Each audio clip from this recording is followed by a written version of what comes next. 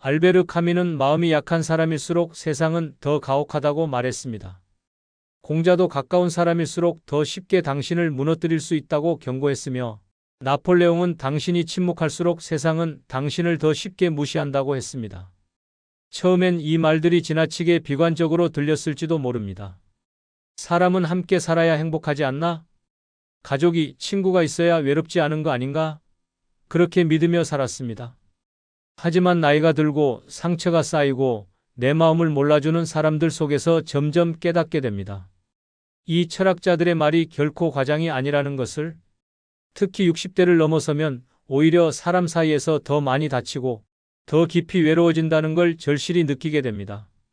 오늘 영상에서는 왜 이제는 더 이상 눈치 보지 말고 독하게 살아야만 하는지 그 현실적인 이유 6가지를 낱낱이 말씀드리겠습니다. 아직 구독과 좋아요 누르지 않으셨다면 지금 꾹 눌러주시고요. 오늘 이 이야기 당신과 똑같은 고민으로 지쳐있는 누군가에게 꼭 전달해 주세요.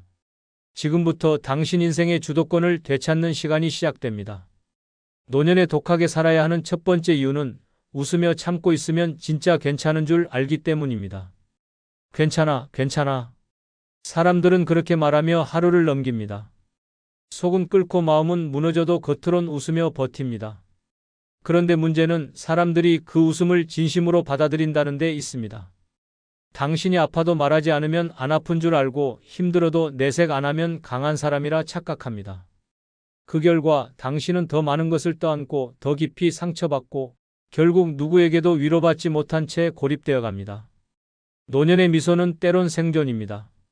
괜히 자식 앞에서 티 내기 싫고 친구 앞에선 약해 보이기 싫고 사람들 사이에선 민폐가 되기 싫어 참고 또 참습니다.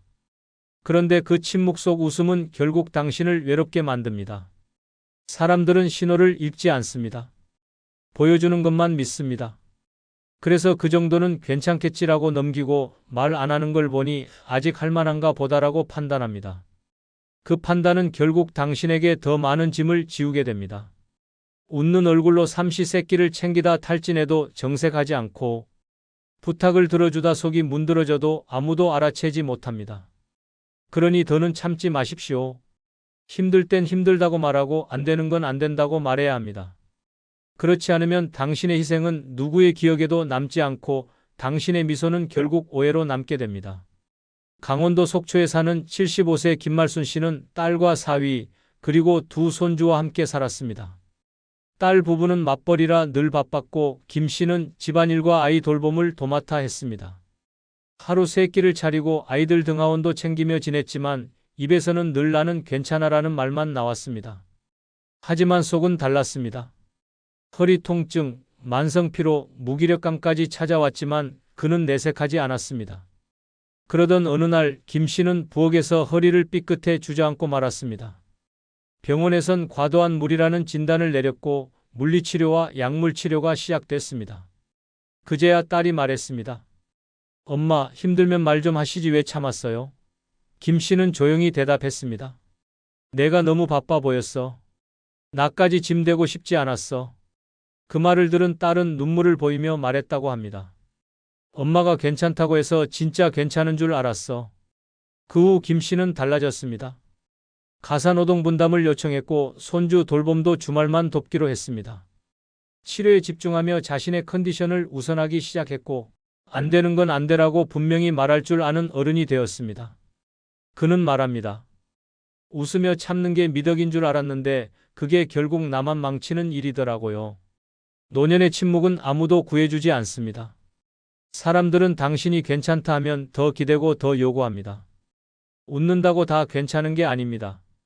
오히려 웃는 사람일수록 더 많이 무너져 있습니다. 그러니 이제부터는 웃기 전에 먼저 말하세요. 나는 괜찮지 않아. 나도 쉬고 싶어. 나도 돌봄이 필요해. 그게 당신의 삶을 지키는 첫걸음입니다. 웃는 얼굴 뒤에 숨은 눈물은 결국 아무도 알아주지 않습니다. 노년엔 웃음보다 용기가 필요합니다. 말할 수 있는 용기, 표현할 수 있는 결심, 독하게 마음먹는 단호함. 그것이 지금 당신에게 필요한 마지막 이유입니다. 이제는 참지 마세요. 당신의 진심은 침묵이 아니라 행동으로 보호받아야 합니다. 노년에 독하게 살아야 하는 두 번째 이유는 한번 양보하면 다음은 당연해지기 때문입니다. 처음엔 작은 부탁이었습니다. 엄마, 이번 달만 좀 도와줘요. 아버지, 일단 저희 앞으로 집 명의만 해놓을게요. 마음은 망설였지만 가족이고 믿는 사이라 생각해 양보했습니다. 하지만 그 한 번의 양보는 습관이 되었고 다음부턴 부탁이 아니라 요구가 되어 돌아옵니다. 그리고 언젠가부터는 왜 이번엔 안 해줘요? 라는 비난으로 바뀝니다. 그제야 깨닫죠. 처음 한 발 물러섰던 그 순간이 내 권리와 내 위치가 무너진 시작이었다는 걸. 사람은 익숙해지면 기대하고 기대가 반복되면 요구합니다. 특히 가족관계 안에서 이 경계는 훨씬 더 빠르게 흐려집니다. 내 돈, 내 시간, 내 건강을 양보했는데 정작 상대는 그것을 사랑이 아닌 책임으로 받아들입니다. 그렇게 희생은 당연해지고 거절은 싸움이 되고 양보는 침묵 속 복종이 됩니다. 노년이 되면 특히 이 패턴에서 빠져나오기가 더 어렵습니다. 지금까지 해줬는데 이제 와서 왜? 라는 반응에 스스로도 죄책감을 느끼기 때문입니다. 하지만 이제는 알아야 합니다. 당신이 무너져야 성립되는 평화는 진짜 평화가 아닙니다. 처음부터 선을 세우고 할 수 없는 건 단호하게 거절하며 양보에는 기준이 있어야 합니다. 그래야 상대도 당신을 함부로 넘을 수 없는 사람으로 인식하게 됩니다. 독함은 나쁜 것이 아니라 나를 지키기 위한 최소한의 방패입니다. 경기도 파주에 사는 71세 하은자 씨는 큰딸 부부의 전세 자금을 위해 3천만 원을 선뜻 내주었습니다. 한 번 도와주는 거니까 괜찮지 하는 마음이었죠. 그런데 몇 달 뒤 둘째 사위도 장모님도 도와주셨잖아요 라며 자연스럽게 돈을 요청했고 심지어 막내는 결혼식 비용 일부를 부담해달라고 말했습니다. 하 씨는 거절하지 못했습니다. 그때마다 한 번 더 마지막이라 생각했지만 결국 자신의 노후 자금은 바닥나고 말았습니다. 어느 날 허리 통증으로 병원에 입원하게 된 하 씨는 정작 자녀들의 방문 한 번 받기 어려웠습니다. 바빠서요. 애 돌봐야 돼서요. 이유는 다양했고 진심 어린 사과는 없었습니다. 퇴원 후 하 씨는 마음을 굳혔습니다. 집 계약을 연장하면서 자녀들 이름으로 묶여있던 등기를 본인 앞으로 다시 돌려놓고 연락이 와도 여유가 없다고 선을 그었습니다. 그리고 말했습니다. 이제는 누구에게도 내 걸 쉽게 주지 않아요. 내가 외롭더라도 다시 무너지진 않을 겁니다. 양보는 선택이지 의무가 아닙니다. 그런데 한번 해주면 그것이 당신의 성격이 되고 기대가 되고 요구가 됩니다. 그리고 거절하는 순간 당신은 매정한 사람이 됩니다. 그렇다면 처음부터 선을 세워야 합니다. 할 수 있는 만큼만, 줄 수 있는 만큼만, 지킬 수 있는 선 안에서만. 그게 진짜 지혜입니다. 노년은 남에게 잘 보이는 인생이 아니라 나를 지키는 인생으로 바뀌어야 할 시기입니다. 한 번의 양보가 평생의 후회가 되지 않도록 지금부터는 기준을 정하고 원칙을 지켜야 합니다. 더는 미안해하지 마세요. 당신의 인생을 결정하는 건 당신입니다. 그리고 그 인생에 불필요한 침입을 막는 단호함, 그게 바로 독하게 살아야 하는 이유입니다. 노년에 독하게 살아야 하는 세 번째 이유는 정 많은 사람이 가장 깊이 상처받기 때문입니다. 정이라는 건 참 따뜻한 단어입니다. 누구 아프다 하면 제일 먼저 달려가고 힘들다 하면 밥 한 그릇 챙겨주고 가족이라면 당연히 모든 걸 내어주는 사람들. 하지만 아이러니하게도 그 정 많은 사람이 노년이 되면 가장 외롭고 가장 깊이 상처받습니다. 왜일까요? 사람들은 당신의 정을 고마움이 아닌 기대로 바꾸기 때문입니다. 한 번 해주면 다음에도 해줄 거라 여기고 안 해주면 섭섭해하고 결국 당신의 진심은 당연한 의무로 소비됩니다. 살면서 누구나 이런 말 한 번쯤 들어봤을 겁니다. 아유, 그 정도는 해줘야지. 당신은 원래 그런 사람이잖아. 그렇게 당신의 배려와 희생은 박수받지 못한 채 점점 부담과 책임으로만 남습니다. 더 큰 문제는 정을 준 사람이 상처받는다는 사실입니다. 아무도 안 챙겨줘도 서운하지 않은 사람보다 평생 남을 챙기고 살아온 사람이 외면당할 때 그 고통은 훨씬 더 깊고 오래갑니다. 노년은 몸보다 마음이 먼저 무너지는 시기입니다. 그리고 그 마음을 가장 쉽게 무너뜨리는 건 내가 이렇게까지 했는데라는 실망감입니다. 이젠 달라져야 합니다. 당신이 아무리 따뜻한 사람일지라도 그 따뜻함이 당신을 다치게 만든다면 이제는 방향을 틀어야 할 때입니다. 모든 사람에게 좋은 사람이 될 필요는 없습니다. 스스로를 챙기지 않는 정은 결국 당신의 등을 찌르는 칼이 되어 돌아올 뿐입니다. 실제로 전북 익산에 사는 75세 정영자 씨는 평생을 가족과 이웃을 위해 살았습니다. 동네 경로당에 도시락을 싸다 나르고 가족 생일에는 직접 미역국을 끓였으며 손주 입학식엔 빠짐없이 축하금을 보냈습니다. 특히 아들 내외가 경제적으로 어렵다고 해서 전세 자금 일부를 보태주기도 했습니다. 하지만 몇 년 뒤 손주의 생일에 정 씨가 전화를 걸었을 때 며느리의 대답은 차가웠습니다. 요즘 좀 바빠서요. 다음에 인사드릴게요. 그 이후로 연락은 끊겼고 정 씨는 내가 뭘 그렇게 잘못했나 하는 자괴감에 수개월 동안 우울감에 시달렸습니다. 결국 정 씨는 마음을 정리하고 결심했습니다. 앞으로는 내 감정 먼저 챙기겠다. 매달 손주에게 주던 용돈을 끊고 경로당 봉사도 잠시 멈췄습니다. 대신 오래 미뤘던 취미생활을 시작했고 자신을 위해 온열 매트와 고급 영양제를 구입했습니다. 그리고 말했습니다. 내가 나를 챙기니까 이상하게 서운한 일도 덜 생기더라고요. 이젠 외롭지 않아. 정이 많다는 건 좋은 성품이지만 노년에 그 정이 오히려 자신을 아프게 만든다면 이제는 멈출 줄도 알아야 합니다. 마음을 내어줄 사람을 가려야 하고 상처받을 관계는 정리할 줄 알아야 합니다. 노년의 평화는 독함에서 나옵니다. 더 이상 모두에게 따뜻할 필요 없습니다. 이제는 자신에게 단단해져야 할 시간입니다. 그래야 남은 삶이 다치지 않고 지치지 않게 흘러갈 수 있습니다. 노년에 독하게 살아야 하는 네 번째 이유는 결정권을 남에게 넘기면 내 삶은 남의 것이 되기 때문입니다. 엄마, 이건 이렇게 하시는 게 좋아요. 아버지, 그건 제가 알아서 할게요. 처음엔 고마웠습니다. 그런데 언제부턴가 내 인생의 중요한 결정들이 나 없이 정해지고 있다는 걸 깨닫게 됩니다. 내 돈인데, 내 건강인데, 내 집인데 정작 내 의사는 없고 자식이나 주변 사람이 대신 결정합니다.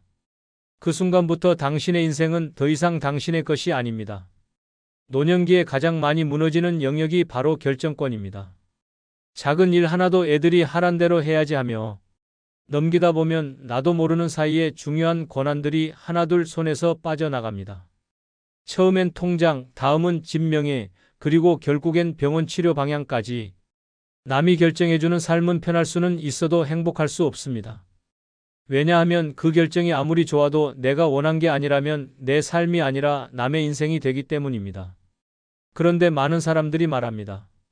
자식이 더 잘 알잖아. 나는 그냥 따라가는 게 편해. 그 말 속엔 포기한 자기 인생이 들어 있습니다. 지금도 당신이 스스로 결정할 수 있는 힘이 있다면 더 늦기 전에 되찾아야 합니다. 당당하게 말하고 분명하게 의사를 밝히고 필요하다면 아니요라고 말할 수 있어야 합니다. 그게 진짜 내 인생을 지키는 첫걸음입니다. 경기도 수원에 사는 76세 서말분 씨는 남편 사망 후 홀로 살며 전 재산을 자식들에게 맡기기로 했습니다. 나는 돈 관리 잘 못해. 애들이 더 잘하겠지. 그렇게 집 명의도 통장도 아들에게 넘겼고 자신은 매달 용돈을 받는 구조로 살아갔습니다. 처음엔 편했습니다. 그러나 어느 날 몸이 아파 병원 진료를 받고 수술을 고민하던 중 아들이 말했습니다. 엄마, 그 수술은 좀 무리예요. 그냥 참으세요. 서 씨는 황당했습니다. 본인의 몸인데 본인의 결정인데 아무런 선택권이 없다는 걸 느꼈습니다. 그날 이후 서 씨는 바뀌었습니다. 아들과 상의해 다시 통장 일부를 본인 앞으로 돌려놓고 자신이 원하는 치료를 받았습니다. 심지어 나는 어떤 상황이 와도 연명치료는 원치 않는다는 의향서도 작성했습니다. 이후 그는 말했습니다. 이제야 진짜 내 인생을 내가 사는 것 같아. 누구 허락 없이 내가 결정하는 삶이 이렇게 후련한지 몰랐어. 누가 봐도 효자 자식이, 누구보다 걱정 많은 가족이 당신의 인생을 100% 이해해 줄 수는 없습니다. 당신의 삶은 오직 당신의 것이기 때문입니다. 그리고 그 삶의 방향은 당신이 직접 정해야 비로소 내 인생이 됩니다. 노년에는 편한 길보다 내가 선택한 길이 더 소중합니다. 의견을 참고하는 것과 결정을 넘기는 것은 전혀 다릅니다. 내 인생을 책임질 사람은 결국 나밖에 없습니다. 이제부터라도 당당히 말하세요. 이건 내가 정하겠습니다. 그 한마디가 당신의 남은 인생을 진짜 당신의 것으로 되돌려 줄 것입니다. 그래서 지금 더 독하게 살아야 하는 이유입니다. 노년에 독하게 살아야 하는 다섯 번째 이유는 가장 큰 배신은 가장 가까운 사람에게서 오기 때문입니다. 세상을 오래 살아보면 압니다. 모르는 사람은 마음을 상처내지 않습니다. 진짜 아픈 건 늘 믿었던 사람에게서 생깁니다.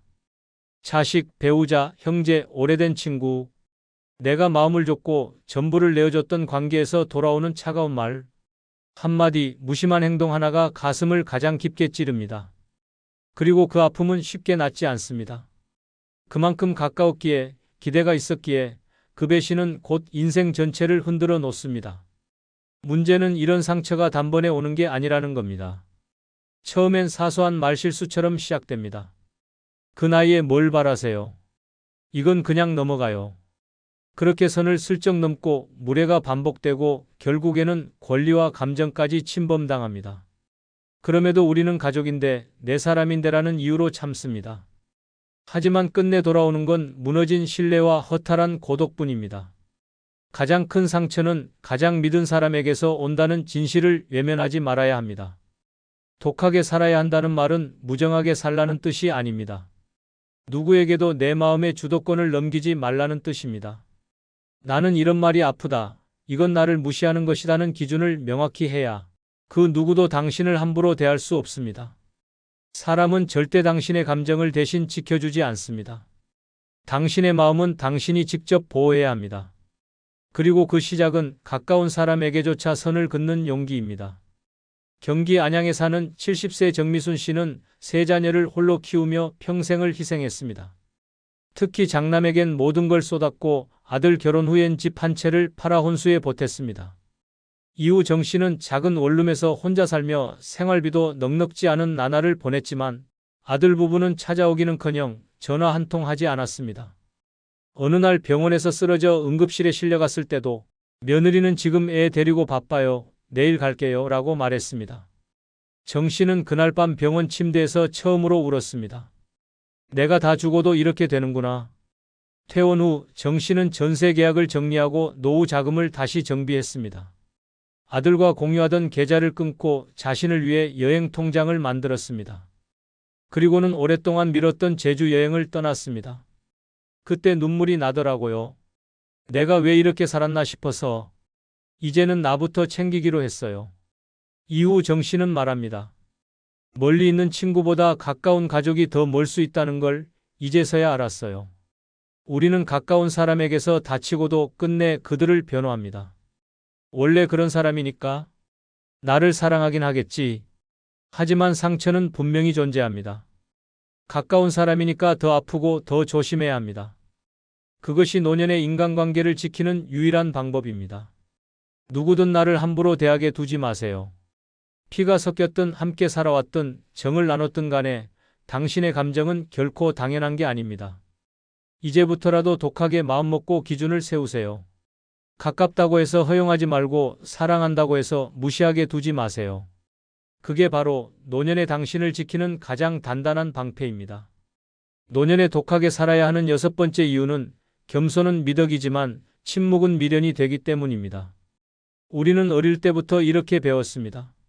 말 아끼는 사람이 지혜롭다. 겸손은 최고의 덕목이다. 그래서 웬만한 일에는 참았습니다. 억울한 말도 넘기고 속상한 일도 웃으며 덮고 내 몫이 줄어들어도 불평하지 않았습니다. 그런데 문제는 그 겸손이 나를 존중받게 하지 않았다는 데 있습니다. 오히려 내가 침묵한 만큼 세상은 더 쉽게 나를 무시하기 시작했습니다.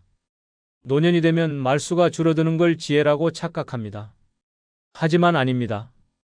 아무 말도 하지 않으면 아무런 의사도 없는 사람처럼 취급받고 결국 중요한 자리에서 의견조차 묻지 않게 됩니다. 병원에서, 가족 안에서, 친구 관계 안에서 당신이 해야 할 말을 하지 않으면 당신의 몫은 사라지고 당신의 존재는 점점 작아집니다. 겸손과 침묵은 전혀 다릅니다. 겸손은 내가 충분히 말할 수 있음에도 말을 아끼는 것이고 침묵은 말해야 할 때조차 입을 닫는 것입니다. 전자는 품격이지만 후자는 손해입니다. 당신이 억울할 때, 서운할 때, 불편할 때 말하지 않으면 아무도 알아주지 않습니다. 오히려 저 사람은 원래 참는 사람으로 낙인 찍히고 결국 손해는 당신이 다 떠안게 됩니다. 충남 논산에 사는 73세 이광분 씨는 그런 침묵의 대가를 뼈저리게 겪은 사람입니다. 큰 며느리가 함께 살자고 해서 3년 전 아파트 명의를 며느리 부부 앞으로 바꿔주었습니다. 당시 그는 아무 말도 하지 않았습니다. 자식한테 의심 보일까봐 괜히 말 꺼내면 욕심 많아 보일까봐 겸손하게 넘겼던 겁니다. 그런데 시간이 지나자 며느리는 점점 행동이 달라졌습니다. 눈치를 주고 간섭이 늘고 급기야 여긴 제 집이에요라는 말까지 들었습니다. 이 씨는 충격을 받았지만 아무 말도 하지 못했습니다. 주변에선 왜 가만히 있었냐고 했지만 그는 말합니다. 그땐 말이 안 나왔어요. 내가 말하면 더 틀어질까봐 그냥 참았던 거죠. 결국 이 씨는 아파트를 나와 월세집을 구해야 했고 그때서야 깨달았습니다. 그때 딱 한마디만 했어도 이렇게까지는 안 됐을 텐데 지금은 생활비를 줄이면서 혼자 사는 삶을 선택했지만 마음속에 남은 후회는 지울 수 없다고 말합니다. 그때의 침묵이 내 인생을 갈라놓았어요. 노년에 말 없는 사람은 존중받지 않습니다. 겸손하게 말하는 사람은 지혜로 기억되지만 침묵하는 사람은 무시당하기 쉽습니다. 이제는 바꿔야 합니다. 불편할 땐 싫다고 말해야 하고 억울할 땐 이건 아닌 것 같다고 말해야 하며 내 의견이 필요할 땐 단호하고 명확하게 말해야 합니다. 그것이 나를 지키는 말, 그것이 존재감을 잃지 않는 법입니다. 그리고 마지막으로 한 가지 부탁드립니다. 쿠팡에서 물건 구입 시 영상 아래에 나오는 아무 제품을 클릭하면 쿠팡으로 연결됩니다. 그리고 여러분이 아무 제품을 구입해도 본 채널에 약간의 수수료가 발생하오니 이런 방법으로 도움 주시면 감사하겠습니다. 그럼 내일 더 좋은 영상으로 모시겠습니다. 벤저민 프랭클린은 노년에 가난하다는 건 2번 죽는 것과 같다고 말했습니다. 조지 오웰은 돈이 없을 때 인간의 자존감은 사라진다고 했고 장 자크 루소는 가난은 육체보다 마음을 먼저 병들게 한다고 말했습니다. 이 세 사람의 말은 단순한 명언이 아닙니다. 나이가 들수록 경제력이 단순한 숫자가 아니라 삶의 존엄과 직결된다는 사실을 꿰뚫는 통찰입니다. 늙어서 돈이 없다는 건 단순히 궁핍한 것이 아니라 삶의 선택지를 하나씩 빼앗기는 고통입니다. 병원 앞에서 망설이고 친구 모임은 피하게 되고 자식에게 말 꺼내는 것도 조심스러워지며 하루하루 숨조차 쉬기 어려워집니다. 오늘 이 시간 왜 노년에 돈이 없으면 가장 먼저 삶의 숨통이 조여오는지 그 냉정한 6가지 이유를 솔직하게 말씀드리겠습니다. 아직 구독과 좋아요 누르지 않으셨다면 지금 꾹 눌러주시고 오늘 이 이야기 주변의 소중한 분들에게 꼭 공유해 주시기 바랍니다. 늙어 돈 없으면 제일 먼저 나를 숨조여오는 첫 번째는 식당 메뉴판에서 가장 싼 것만 찾게 될 때입니다. 식당에 앉아 메뉴판을 펼치는 순간 먹고 싶은 건 많지만 눈은 가장 먼저 숫자부터 훑기 시작합니다. 입은 불고기를 당기는데 손은 김치찌개 7,000원에 멈춥니다. 단골 식당인데도 그냥 제일 저렴한 걸로 주세요라는 말이 입에 붙습니다. 문제는 이게 단지 한 끼 식사의 문제가 아니라는 겁니다. 이 순간부터 당신은 스스로를 줄이는 삶에 익숙해지기 시작합니다. 먹고 싶은 걸 고를 수 없다는 건 단순히 전략이 아니라 선택권을 잃는 삶입니다. 누구와의 식사에서도 스스로 가장 작아지고 남이 시키는 메뉴 앞에서도 괜히 눈치가 보입니다. 나는 이걸로 충분해요라는 말은 겸손이 아니라 현실을 숨기기 위한 자기 위안이 됩니다. 그렇게 돈 없는 삶은 식탁에서부터 당신의 자존심을 하나씩 깎아내기 시작합니다. 원하는 걸 말하지 못하고 계산이 두려워지고 결국 사람을 피하게 됩니다. 서울 은평구에 사는 74세 장인환 씨는 과거엔 외식하는 걸 즐겼습니다. 자식들과 고깃집도 가고 친구들과 칼국수 한 그릇 나누며 이야기를 나누는 게 큰 낙이었습니다. 하지만 은퇴 후 연금 외 수입이 줄어들면서 상황은 달라졌습니다.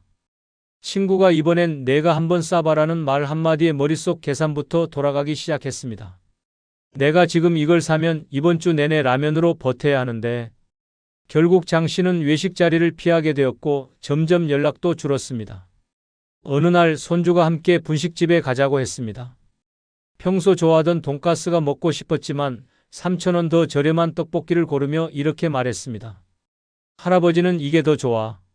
손주는 웃으며 먹었지만 장 씨는 속으로 자책했습니다. 왜 나는 내 입맛 하나도 마음대로 못 챙기나. 그날 이후 그는 식사 자체가 부담스러워졌다고 말합니다. 이처럼 돈이 없다는 건 단순히 식비를 아끼는 게 아닙니다. 삶의 즐거움이 사라지는 시작입니다. 내가 먹고 싶은 걸 고를 수 없는 인생, 그 자체가 이미 존엄을 잃는 길입니다. 그 순간부터 사람도 자리도 말도 피하게 됩니다. 더 작아지고 더 위축되고 더 외로워집니다. 그래서 돈이 없으면 제일 먼저 식탁이 바뀌고, 식탁이 바뀌면 마음이 바뀌고, 마음이 바뀌면 결국 인생 전체가 움츠러듭니다. 누구와 앉든 무엇을 먹든 당당히 고를 수 있어야 사람답게 사는 겁니다. 단 한 끼의 식사라도 내 입맛대로 선택할 수 있는 여유. 그것이 바로 노년에 절대 빼앗겨선 안 될 최소한의 존엄입니다. 그리고 그 존엄은 돈이 없을 때 가장 먼저 사라집니다. 늙어 돈 없으면 제일 먼저 나를 숨조여오는 두 번째는 병원비 걱정에 아픈 걸 참고 있을 때입니다. 몸이 보내는 신호는 누구보다 내가 먼저 압니다.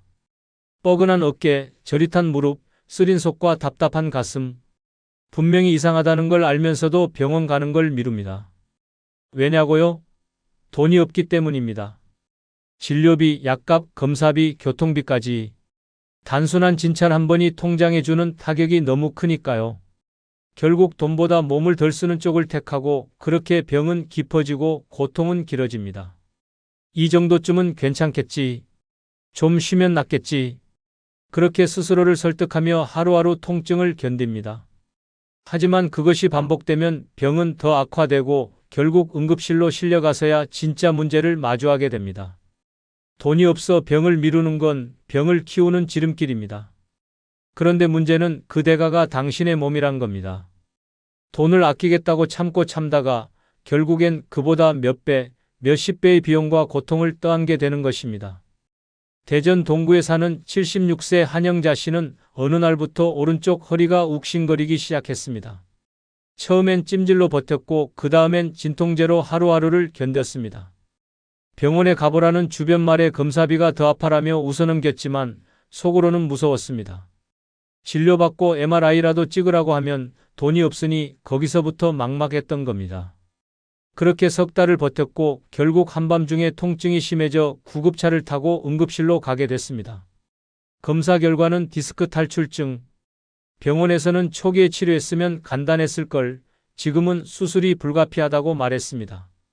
몇십만 원이 아까워 참았던 통증은 몇백만 원짜리 수술로 돌아왔습니다. 퇴원 후 한 씨는 말했습니다. 돈이 없다는 게 내 몸의 경고조차 무시하게 만들 줄은 몰랐어요. 아프다는 말을 꺼내는 것도 눈치가 보이더라고요. 늙어 병원비가 무서워 참는다는 건 당신의 고통이 사회적 침묵으로 바뀌는 순간입니다. 말 못하고 참고 있는 고통은 그 누구도 알아채주지 않습니다. 심지어 가족도 자식도 병원도 당신이 얼마나 아픈지 모릅니다. 그저 괜찮아 보인다고 여길 뿐입니다. 돈이 없다는 이유 하나로 당신의 몸과 감정은 방치되고 맙니다. 그래서 노년에 돈이 없으면 병원 문턱부터 멀어지고 병원 문턱이 멀어지면 내 몸에 대한 권리도 함께 사라집니다. 통증 앞에 무기력해지는 삶, 고통 앞에 침묵하는 삶. 그것은 사람이 누릴 수 있는 최소한의 존엄조차 지키지 못하게 됩니다. 건강은 생명이고 생명은 비용이 아니라 우선순위입니다.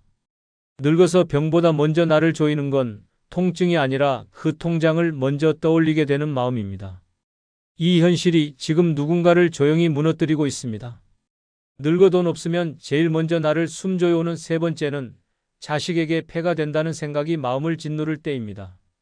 돈보다 더 무거운 건 죄책감입니다. 몸이 아픈 것도 먹고 싶은 걸 못 먹는 것도 참을 수 있습니다.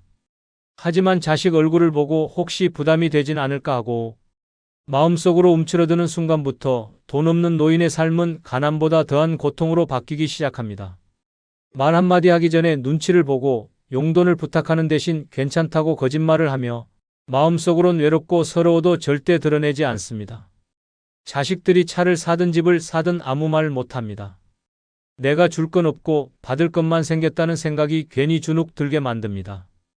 병원비가 부족해도 괜찮아, 그냥 집에서 좀 쉬면 되라고 말합니다. 그런데 이게 반복되면 어느 순간부터 내 존재 자체가 짐처럼 느껴지기 시작합니다. 나는 왜 이렇게까지 작아져야 하나? 이 생각은 단순한 감정이 아닙니다. 삶의 존엄을 서서히 갉아먹는 치명적인 자책감입니다. 결국 돈이 없는 노인은 스스로를 지우며 살아가게 됩니다. 경기도 안성에 사는 75세 김명자 씨는 몇 해 전 남편과 사별한 뒤 홀로 지내고 있었습니다. 생활비는 고정연금 40만 원이 전부였고 한 달 병원비만 20만 원이 넘다 보니 빠듯하게 살 수밖에 없었습니다. 어느 날 심장 두근거림과 현기증이 심해져 병원에 가야 했지만 그는 망설였습니다. 병원에 가면 검사비만 수십만 원, 입원이라도 하게 되면 자식에게 연락해야 하는 상황. 그는 차마 전화를 들지 못했습니다. 며칠 뒤 결국 쓰러졌고 딸이 병원으로 달려와 말했습니다. 엄마, 왜 이렇게 될 때까지 아무 말도 안 했어? 김 씨는 그제야 눈물을 흘리며 털어놓았습니다. 내가 힘들까봐, 나 같은 사람한테 돈 쓰는 게 부담될까봐 그 후로 그는 외출도 줄이고 식사도 한 끼로 줄이며 스스로를 자식들에게서 점점 지워가듯 살았습니다. 김 씨의 사례처럼 돈이 없으면 가장 먼저 무너지는 건 관계가 아니라 존재감입니다. 말도 줄고 표정도 굳고 나는 괜찮다는 말이 자식과의 대화의 전부가 되어갑니다. 그렇게 부모는 더 이상 도움을 청하지 않고 자식은 진짜 괜찮은 줄 알고 거리를 둡니다. 돈이 없다는 이유 하나로 가장 가까운 가족 안에서도 마음 둘 곳이 사라지는 현실. 그 숨막힘은 외로움보다 더 깊고 침묵보다 더 아픕니다. 자식에게 폐가 된다는 생각은 돈 없는 노인이 스스로를 무너뜨리는 가장 무서운 마음입니다. 어느 날 괜찮다는 말이 습관이 되고 그 습관은 점점 당신을 조용히 사라지게 만듭니다. 자식에게 기대는 것도 당연한 인생의 순환입니다. 그러나 돈이 없다는 이유로 그 기대조차 죄책감이 되는 순간 노인의 삶은 더욱 작아지고 말죠. 그래서 늙어 돈이 없으면 마음부터 조여옵니다.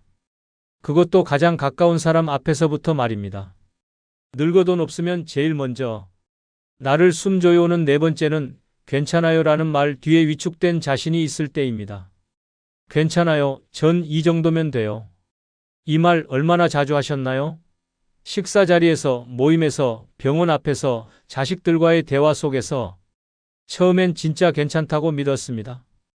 욕심내지 말자, 눈치 주지 말자, 남에게 폐 끼치지 말자고. 하지만 어느 순간부터 괜찮다는 말은 더 이상 마음에서 나온 게 아니라 돈 없는 현실에서 나온 방어막이 되어 있음을 알게 됩니다. 괜찮다고 말하고 나면 마음이 편해야 하는데 오히려 한숨이 길어지고 뒤돌아설 때 발걸음이 무겁습니다. 먹고 싶은 걸 꾹 참고 가고 싶은 곳을 포기하면서 아무렇지 않은 척 난 원래 이런 걸 좋아해요 라고 말합니다. 그렇게 감정은 감춰지고 자존감은 줄어들며 자신도 모르게 위축된 사람이 되어갑니다. 문제는 주변 사람들은 그 말을 곧이곧대로 믿는다는 점입니다. 진짜 괜찮은 줄 알고 더 이상 살펴보지 않게 되죠. 결국 스스로 작아진 모습에 더 외로워지고 더 고립됩니다. 부산 사하구에 사는 73세 최은자 씨는 자식들과 식사를 할 때마다 늘 난 이 반찬이면 충분하다고 말해왔습니다. 비싼 음식은 부담될까봐 식당 가자 하면 집밥이 좋아라며 말을 돌렸습니다. 생일에도 선물은커녕 내 생일은 안 챙겨도 되라는 말로 상황을 넘겼습니다. 하지만 어느 날 며느리가 던진 한마디에 가슴이 무너졌습니다. 어머니는 원래 욕심이 없으시니까 딱히 챙겨드릴 게 없어요. 그 말을 듣고 최 씨는 밤새 잠을 이루지 못했습니다. 내가 그렇게까지 없는 사람처럼 비쳤나? 내가 너무 참았나? 하는 자책이 밀려왔습니다. 그리고 깨달았습니다. 괜찮다는 말을 가장 많이 하는 내가 사실은 가장 많이 위축된 사람이었다는 걸. 그 후 최 씨는 변했습니다. 자식들과 외식할 땐 원하는 메뉴를 고르고 생일엔 작은 케이크라도 함께 나누자고 먼저 말했습니다. 이젠 괜찮다는 말 덜 하기로 했어요. 왜냐하면 진짜 괜찮지 않거든요. 그렇게 한마디씩 꺼내자 자식들의 반응도 달라졌고 가족들 속에 있던 최 씨의 존재감도 다시 살아났습니다. 괜찮아요라는 말은 어른스러운 태도가 아니라 자신을 숨기는 습관이 될 수 있습니다. 특히 돈이 없을 때 그 말은 더 자주 더 많이 나오게 되죠. 그 뒤에는 말 못할 불편함, 계산을 먼저 따지는 습관, 그리고 점점 줄어드는 내 감정의 크기가 숨어 있습니다. 늙어 돈이 없으면 말조차 진심을 담지 못하게 됩니다. 그래서 괜찮다는 그 말이 어느 순간부터 가장 서글픈 거짓말이 되어버립니다. 노년의 자존감은 말 한마디에서 시작됩니다. 더 이상 스스로를 줄이지 마세요. 정말 괜찮은 사람은 괜찮다고 하지 않아도 당당히 느껴지는 법입니다. 그리고 그 시작은 괜찮아요라는 가면을 벗는 것입니다. 늙어 돈 없으면 제일 먼저 나를 숨줘요는 다섯 번째는 각종 모임에 초대받고도 핑계를 대며 못 갈 때입니다. 예전엔 누가 부르면 제일 먼저 달려갔습니다. 점심 모임이든 동창회든 경조사든 사람들과 함께 있는 시간이 즐거웠습니다. 하지만 통장 잔고가 바닥나고 수중에 현금이 넉넉지 않다는 현실이 다가오면 달라집니다. 모임이 생겨도 머릿속에 먼저 떠오르는 건 옷 걱정, 교통비, 식사비, 축의금입니다. 그리곤 자연스럽게 이번엔 그냥 빠질게, 몸이 좀 안 좋아서 같은 말로 자리를 피하게 됩니다. 문제는 이게 반복되면 사람들은 당신을 안 나오는 사람으로 기억하기 시작합니다. 점점 연락이 줄고 자연스럽게 멀어지고 결국은 완전히 고립됩니다. 돈이 없어서 나가지 못한 건데 사람들은 마음이 떠난 줄 압니다. 그래서 더 슬픕니다. 마음은 가고 싶은데 주머니 사정이 발목을 잡고 그 현실이 자꾸 자존감을 무너뜨립니다. 모임 하나 나가지 못한 것으로 나란 존재가 세상에서 지워지는 것 같은 기분. 그것이 돈이 없는 노년의 깊은 고통입니다. 전북 군산에 사는 76세 김성대 씨는 과거 지역 상공회의소에서 활동하던 자산가였습니다. 하지만 사업 실패 후 월세 단칸 방에서 기초연금으로 생계를 이어가는 처지가 되었습니다. 오래전 함께 활동하던 친구들로부터 동문 모임 초청을 받았지만 그는 단 한 번도 참석하지 않았습니다. 이유는 단순했습니다. 입고 나갈 옷이 마땅치 않았고 회비며 식사비, 차비까지 합치면 10만 원은 훌쩍 넘기 때문이었습니다. 그래서 그는 늘 그날 병원 예약이 있다, 몸이 좀 안 좋다는 핑계로 빠졌습니다. 시간이 지나면서 그는 어느새 연락 명단에서도 사라졌고 모임 사진 속엔 익숙한 얼굴들만 남았습니다. 그는 혼잣말처럼 중얼거렸습니다. 내가 그 모임을 싫어한 게 아니야. 그냥 가진 게 없어서였지. 그리고 조용히 말했습니다. 외로움보다 서러운 건 가고 싶은데 못 가는 내 사정이었어요. 이처럼 늙어서 돈이 없으면 나가는 게 부담이 되고 안 나가는 건 죄책감이 됩니다. 사람들과 웃고 떠들던 시간이 부담이 되는 순간부터 관계는 조용히 끊어집니다. 사람은 혼자 살아갈 수 없는 존재입니다. 특히 노년의 관계는 삶을 지탱해주는 마지막 줄기일 수 있습니다. 하지만 돈이 없으면 그 줄기마저 스스로 끊게 되는 겁니다. 나는 그런 자리가 불편해서 안 간다는 말 뒤에는 사실은 돈이 없어서 못 간다는 진짜 이유가 숨어 있습니다. 그 순간부터 당신의 존재는 모임 밖으로 밀려나고 세상과의 끈도 하나씩 잘려나갑니다. 그래서 늙어 돈이 없으면 가장 먼저 당당함을 잃고 그 다음엔 사람들과의 연결이 끊어집니다. 조용히 그러나 잔인하게 나를 조여오는 현실입니다. 늙어 돈 없으면 제일 먼저 나를 숨조여오는 여섯 번째는 아프면 끝이라는 생각이 머리를 떠나지 않을 때입니다. 젊었을 땐 병이 와도 두렵지 않았습니다. 병원 갈 돈이 있었고 옆에서 도와줄 사람도 있었고 회복할 체력도 있었습니다. 하지만 늙어 돈이 없는 순간부터 병은 곧 인생의 종지부처럼 느껴집니다. 아프다는 감각이 들자마자 머릿속에 먼저 떠오르는 건 치료보다 비용이고 간병보다 민폐입니다. 그래서 조용히 혼잣말처럼 되뇌게 됩니다. 이제 아프면 진짜 끝이다. 단순한 통증도 불안감으로 번지고 검진 결과 기다리는 동안엔 심장이 벌렁거립니다. 병명보다 무서운 건 이제 어떻게 하지? 라는 공포입니다. 보험도 다 해지했고 자식에게 손 벌릴 형편도 안 되고 통장 잔고는 몇만 원. 그때부터 마음속에서 병은 돌이킬 수 없는 낭떠러지처럼 자리 잡습니다.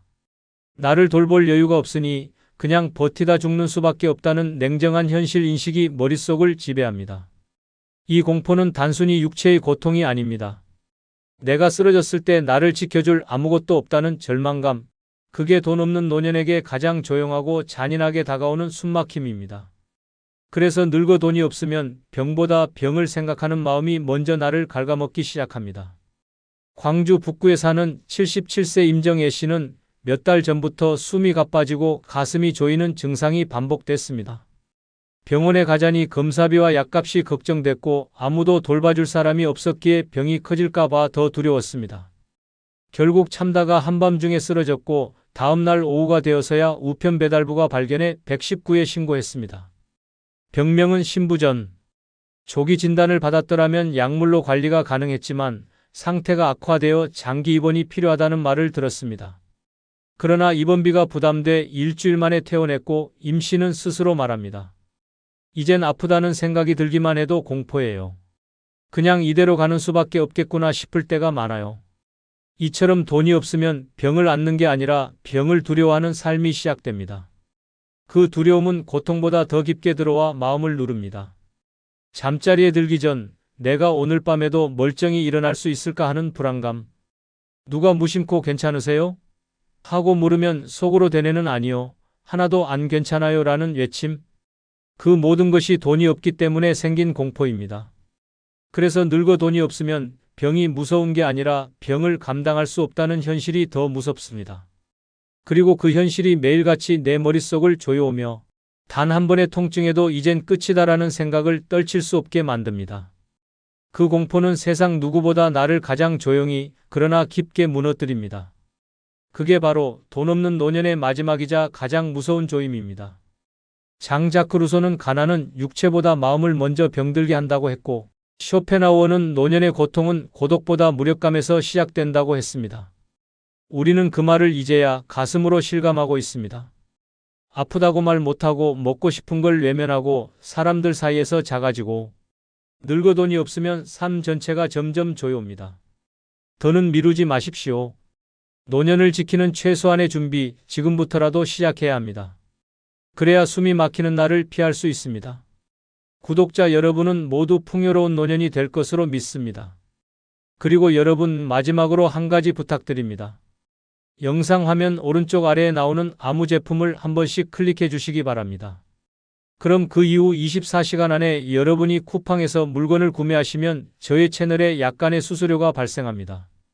이렇게 간접 후원해 주시면 감사하겠습니다. 벤자민 프랭클린은 외모는 문을 열고 인격은 그 자리에 머문다고 했고 조지 오웰은 가난이 존엄을 앗아가듯 무심한 외모는 자존을 앗아간다고 말했습니다. 장자크 루소도 외면이 흐트러진 사람은 내면도 쉽게 무너진다고 했습니다. 이 나이에 외모가 뭐가 중요해요? 그렇게 말하던 한 여성이 있었습니다. 그런데 어느 날 동창 모임에서 들려온 말 한마디가 뼈를 때렸습니다. 누구세요? 못 알아봤어요. 그날 이후 그녀는 거울을 보며 울었습니다. 내가 너무 스스로를 놓았구나. 사람들은 늙을수록 내면이 중요하다고 말하지만 현실은 다릅니다. 외모는 곧 자신감이고 대우이고 존재감입니다. 오늘은 왜 나이 들어서도 외모가 결코 포기해서는 안 되는 이유 6가지 낱낱이 말씀드리겠습니다. 무조건 끝까지 시청하시기 바랍니다. 구독, 좋아요, 알림 설정 꾹 눌러주시면 시작하겠습니다. 나이 들어 외모가 중요한 첫 번째 이유는 사람들은 생각보다 겉모습에 먼저 반응하기 때문입니다. 중요한 건 마음이지 겉모습이 뭐가 중요하냐고 말하는 사람들이 있습니다. 하지만 현실은 그렇지 않습니다. 사람들은 무의식 중에 먼저 외모를 쓱 보고 그 사람의 성격, 태도, 경제력, 심지어 신뢰할 수 있는지까지 판단해버립니다. 이건 비난할 수 있는 성향이 아니라 인간 본능에 가까운 반응입니다. 그리고 그 반응은 나이가 들수록 더 냉정해집니다. 젊었을 땐 외모가 다가 아니라고 말해도 외모에서 오는 활력과 정돈된 느낌은 오히려 나이 든 사람에게 더 큰 영향을 미칩니다. 깔끔한 인상, 밝은 표정, 정돈된 머리와 옷차림은 그 사람의 삶의 태도와 자기 관리 능력을 보여줍니다. 반대로 옷이 구겨지고 머리가 흐트러지고 무표정한 얼굴로 거리를 걷는 모습은 쉽게 의욕 없는 사람으로 보이기 십상입니다. 그리고 문제는 세상이 그런 사람에게 기대를 하지 않고 기회도 주지 않는다는 것입니다. 당신이 병원에 갔을 때 단정한 옷차림과 표정으로 의사에게 설명하면 더 성의 있는 설명을 듣고 동사무소에 가서도 말 한마디가 더 부드럽게 나옵니다. 사람들은 단지 당신이 깔끔하다는 이유만으로도 더 예의를 지켜야 할 사람처럼 느끼게 됩니다. 외모는 단순히 꾸미는 문제가 아니라 자존감이 세상에 보내는 첫 번째 신호입니다.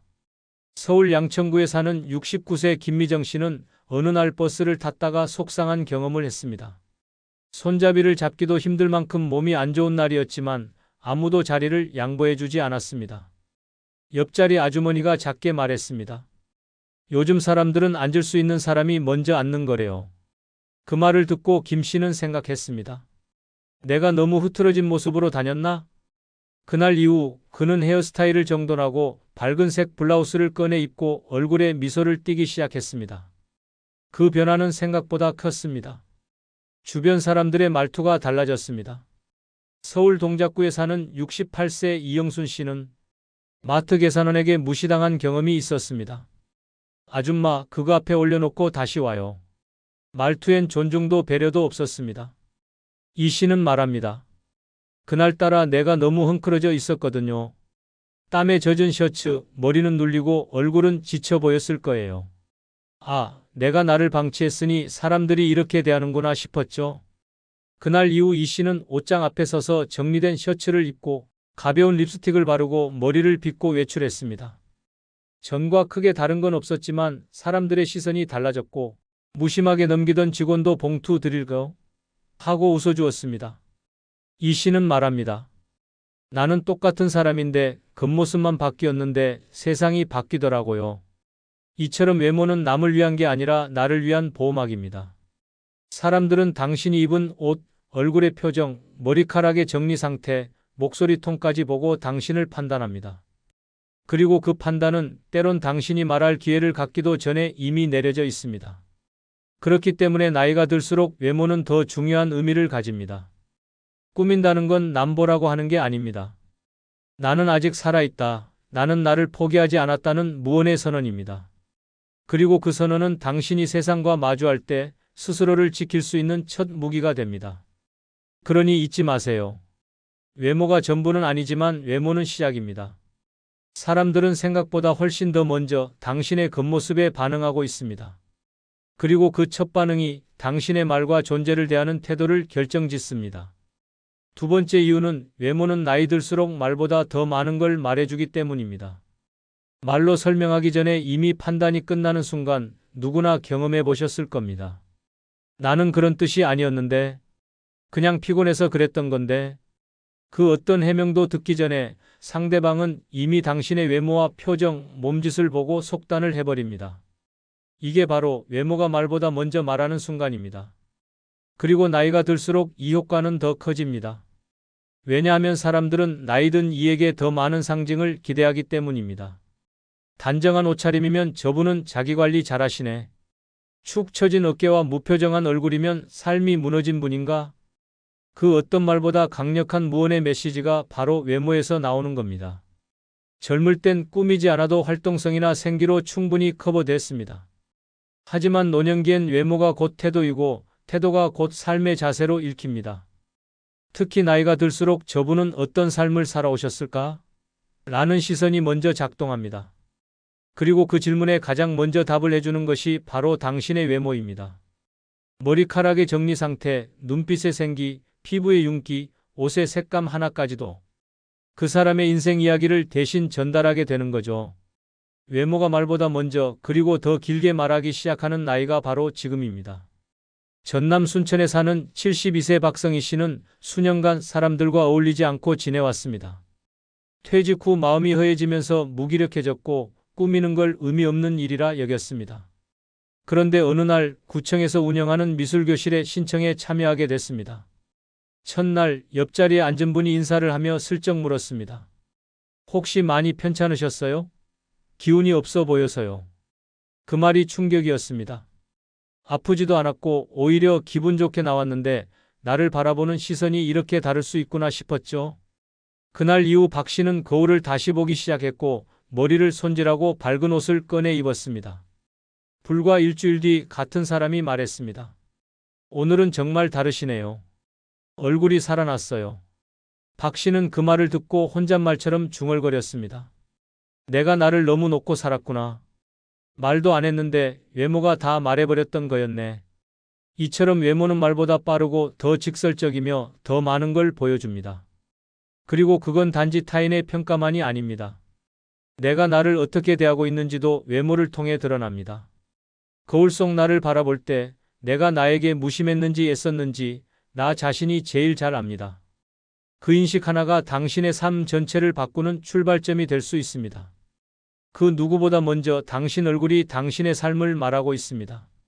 말하지 않아도 보이고 설명하지 않아도 느껴집니다. 그렇다면 이제 세상에 말 걸 차례입니다. 거울 속 당신에게 먼저 말 걸어보세요. 오늘 나는 내가 자랑스러울 만한 얼굴을 하고 있는가? 대답이 망설여진다면 지금이 바로 당신의 표정을, 옷차림을, 삶의 태도를 다시 세울 시간입니다. 외모는 거짓말을 못합니다. 그러니 당신을 살아있게 만드는 얼굴부터 다시 시작해보세요. 나이 들어 외모가 중요한 세 번째 이유는 주눅들지 않고 사람을 만날 수 있게 해주기 때문입니다. 사람이 사람을 가장 조심스럽게 대하는 시기는 마음보다 체면이 더 예민해질 때입니다. 그리고 그 시기가 바로 노년기입니다. 젊을 땐 자신감이 외모에서 오지 않아도 활력과 말솜씨로 채울 수 있었습니다. 하지만 나이가 들수록 스스로에게 던지는 질문은 이런 쪽으로 바뀌게 됩니다. 내가 지금 이 자리에 나가도 괜찮을까? 이 얼굴로, 이 차림으로 괜히 분위기 망치는 건 아닐까? 결국 이런 생각이 사람과의 연결을 끊어버리는 첫 단추가 됩니다. 한두 번 모임을 미루고 자리를 빠지면 사람들은 이렇게 말하죠. 요즘 왜 안 나오세요? 하지만 본인은 대답하기 어렵습니다. 사실은 내가 너무 초라해 보여서요. 이 말이 너무 부끄러워 차마 꺼낼 수가 없습니다. 그래서 아프다고 핑계를 대고 바쁘다고 둘러댑니다. 그러나 진짜 이유는 딱 하나입니다. 자신의 외모에 스스로가 위축되었기 때문입니다. 외모는 사람을 대면할 때 눈에 보이는 자존감입니다. 옷차림이 단정하고 얼굴에 생기가 있으면 말투도 당당해지고 자세도 바르게 펴집니다. 반대로 머리는 덥수룩하고 얼굴은 칙칙하고 옷은 무심한 티셔츠라면 사람 앞에 섰을 때도 목소리가 작아집니다. 괜히 내가 민폐 아닐까? 이런 위축은 관계를 망가뜨리는 가장 빠른 지름길입니다. 경기도 구리시에 사는 70세 윤성분 씨는 원래 활발한 성격으로 친구들과의 커피 모임을 매주 이어오던 사람이었습니다. 하지만 퇴직 후 수입이 끊기고 생활이 빠듯해지면서 미용실에 가는 것조차 부담스러워졌습니다. 염색을 못하고 머리는 희끗희끗해졌고 옷도 늘 같은 트레이닝복뿐이었습니다. 어느 날 거울을 본 윤 씨는 속으로 중얼거렸습니다. 나 너무 볼품없어졌네. 그 순간부터 친구들 연락이 와도 오늘은 좀 피곤해라는 말로 넘기기 시작했습니다. 하지만 같은 모임에 친구가 찾아와 말했습니다. 너 왜 갑자기 이렇게 멀어진 거야? 윤 씨는 그제야 조심스럽게 털어놓았습니다. 그냥 내가 나를 보기가 좀 창피하더라고. 친구는 말했습니다. 우리가 널 외모로 보냐? 그래도 널 좋아하는 내가 사라지는 건 너무 아쉽지 않니? 그날 이후 윤 씨는 중고 옷가게에서 저렴한 블라우스를 몇 벌 샀고 동네 미용실에서 간단한 커트를 하고 다시 모임에 나갔습니다. 놀랍게도 친구들의 반응이 달라졌습니다. 와, 얼굴이 확 살아났네. 요즘 기분 좋아 보여. 윤 씨는 웃으며 말했습니다. 내가 아니라 나를 다시 꺼낸 기분이야. 이처럼 외모는 사람 앞에서 당당해질 수 있는 최소한의 무기입니다. 누군가와 마주 앉았을 때 시선을 피하지 않고 마음을 열 수 있게 만드는 출발점이 바로 거울 속 나입니다. 꾸미는 건 허영이 아니라 사람 사이에서 위축되지 않기 위한 방패입니다. 그리고 그 방패 하나가 있을 때 우리는 더 많은 사람과 다시 이어질 수 있습니다. 주눅든 마음은 얼굴에서 티가 납니다. 하지만 자신을 가꾼 얼굴에는 자신감이 묻어납니다. 외모는 결국 당신이 사람들 앞에서 위축되지 않도록 지켜주는 가장 조용한 용기입니다. 그 용기가 있을 때 당신은 다시 관계 안으로 들어설 수 있습니다. 그러니 다른 사람 만나기 전에 꼭 한 사람만 먼저 만나보세요. 바로 거울 속의 나 자신부터. 그 사람이 나를 믿어야 다른 세상도 다시 열린다는 걸 잊지 마시길 바랍니다. 네 번째 이유는 외모는 나에 대한 최소한의 예의이기 때문입니다. 우리는 평생 남에게 예의를 지키며 살아왔습니다. 문 열어주며 먼저 가세요 하고 고맙다는 말 잊지 않으려고 애쓰고 상대를 불편하게 하지 않으려 끝까지 참고 또 참아왔습니다. 그렇게 살아온 당신이 정작 가장 중요한 사람에게는 예의를 놓치고 있는 건 아닐까요? 바로 자기 자신에게 말입니다. 외모는 타인을 위한 게 아닙니다. 옷을 갖춰 입고 머리를 정돈하고 얼굴에 미소를 띄우는 건 남에게 잘 보이기 위한 게 아니라 내가 나를 존중하는 태도입니다. 늙었다고 해서 아무거나 입고 아무렇게나 다니고 아무 감정 없이 거울을 스치는 삶은 결국 내 삶을 가볍게 여기는 습관으로 이어집니다. 사람들이 나를 대하는 태도는 결국 내가 나를 어떻게 대하는지에서 비롯됩니다. 자존감은 거창한 단어가 아닙니다. 오늘 아침 내가 나에게 입혀준 옷에서 시작됩니다. 스스로에게 예의를 잃기 시작하면 어느 순간 삶 전체가 무기력해지고 흐트러집니다. 어차피 혼자니까 누가 날 본다고라는 말은 사실 자신을 외면하겠다는 선언입니다. 외모는 세상에 보내는 당신의 첫 메시지이기 전에 당신이 당신에게 보내는 첫 존중입니다. 자기 자신에게조차 무관심해지는 순간 삶은 조용히 가라앉기 시작합니다. 전북 익산에 사는 75세 박용남 씨는 퇴직 후 어느 날부터 외출 자체를 꺼리게 되었습니다. 일을 그만두자 셔츠 대신 헐렁한 티셔츠, 구두 대신 슬리퍼, 면도도 일주일에 한 번쯤. 이젠 누굴 만날 것도 없고 꾸며서 뭐 하나 싶더라고요. 하지만 우연히 병원 대기실에서 거울을 본 순간 본인도 깜짝 놀랐습니다. 저게 나야? 지친 얼굴, 눌린 머리, 잃어버린 눈빛. 그는 말합니다. 내가 나를 너무 허술하게 대해왔구나 싶었어요. 그러니 남들도 날 그렇게 봤을 테고요. 그날 이후 그는 매일 아침 셔츠 단추를 잠그고 머리를 빗고 얼굴에 미소를 띄우고 거울 앞에 섭니다. 누가 보든 안 보든 이제 나는 나에게 예의 차리고 삽니다. 그 변화는 생각보다 컸습니다. 아파트 경비원도 요즘 얼굴 좋아지셨다고 말했고 마트 직원도 오늘 기분 좋아 보이시네요 라고 건넸습니다. 그리고 박 씨는 조용히 웃었습니다. 내가 나를 먼저 챙기니까 세상이 다시 나를 사람 대접해주기 시작하더라고요. 이처럼 외모는 절대 사소한 문제가 아닙니다. 당신이 당신을 어떻게 생각하는지를 보여주는 거울 같은 존재입니다. 늙었다고 무너지는 건 주름 때문이 아니라 나 스스로를 아무렇게나 대하기 시작했기 때문입니다. 스스로에게 건네는 최소한의 존중. 그 출발점은 거울 앞에서, 옷장에서, 아침의 단추 하나에서 시작됩니다. 오늘 하루 내게 어떤 태도를 건넸는지 돌아보십시오. 당신이 자신에게 예의를 지키는 순간 세상도 다시 당신을 존중하기 시작할 것입니다. 나이 들어 외모가 중요한 5번째 이유는 스스로의 외모를 가꾸면 우울감이 줄기 때문입니다. 우울은 어느 날 갑자기 찾아오지 않습니다. 대부분 아주 작은 무력감에서 시작됩니다. 오늘 하루도 별일 없겠지. 갈 데도 없고 볼 사람도 없고. 이런 무심한 생각이 쌓이면 몸은 그대로인데 마음부터 조금씩 무너집니다. 그리고 가장 먼저 나타나는 변화는 외모입니다. 머리를 감는 주기가 길어지고 옷은 아무거나 걸치게 되고 거울은 점점 멀어집니다. 결국 자신조차 자신을 마주하는 걸 피하게 됩니다. 이건 단순한 게으름이 아니라 우울의 시작 신호입니다. 그 반대도 마찬가지입니다. 거울 앞에 서서 머리를 빗고 깨끗한 옷을 입고 얼굴에 가벼운 미소를 지어보는 것만으로도 뇌는 오늘은 뭔가 다르다는 신호를 받습니다. 외모를 가꾸는 행위는 뇌에 내가 나를 돌보고 있다는 메시지를 보내는 심리적 자극입니다. 실제로 외모를 신경 쓰는 행동은 우울 증세를 완화시키는 데 효과가 있다는 심리학 연구도 있습니다. 외모 가꾸기는 기분이 좋아서 하는 게 아닙니다. 기분이 좋아지기 위해서 하는 것입니다. 대구 달서구에 사는 71세 강영희 씨는 남편과 사별한 뒤 한동안 외출을 거의 하지 않았습니다. 방 안에만 있고 거울은 치워버렸고 흰머리는 그대로 자랐습니다. 하루가 멍하게 지나가고 아무에게도 연락할 마음이 들지 않았습니다. 딸이 방문했을 때 말했습니다. 엄마, 이렇게 있으면 진짜 아파져요. 일단 미용실부터 가요. 억지로 따라간 미용실에서 머리를 다듬고 염색을 하고 약간의 화장을 했을 뿐인데 강 씨는 마치 다른 사람이 된 듯한 기분이었다고 말합니다. 그날 이후 그는 매일 아침 머리를 빗고 스카프를 매는 루틴을 만들었습니다. 어느 날 거울 앞에 선 그는 오랜만에 스스로에게 웃으며 말했습니다. 괜찮다. 아직 나 괜찮다. 그리고 몇 달 만에 친구들에게 전화를 걸어 약속을 잡았습니다. 강 씨는 말합니다. 내가 먼저 나를 손잡아 일으켜 세운 거였어요. 그게 얼굴에서 시작됐다는 게 신기하죠. 이처럼 외모를 가꾸는 건 단순한 꾸밈이 아닙니다. 스스로를 일으키는 심리적 운동입니다. 우울하다고 느껴질 때일수록 더 손을 대야 하는 곳이 바로 나의 겉모습입니다. 몸보다 먼저 무너지는 게 감정이라면 감정보다 먼저 되살릴 수 있는 건 바로 외모입니다.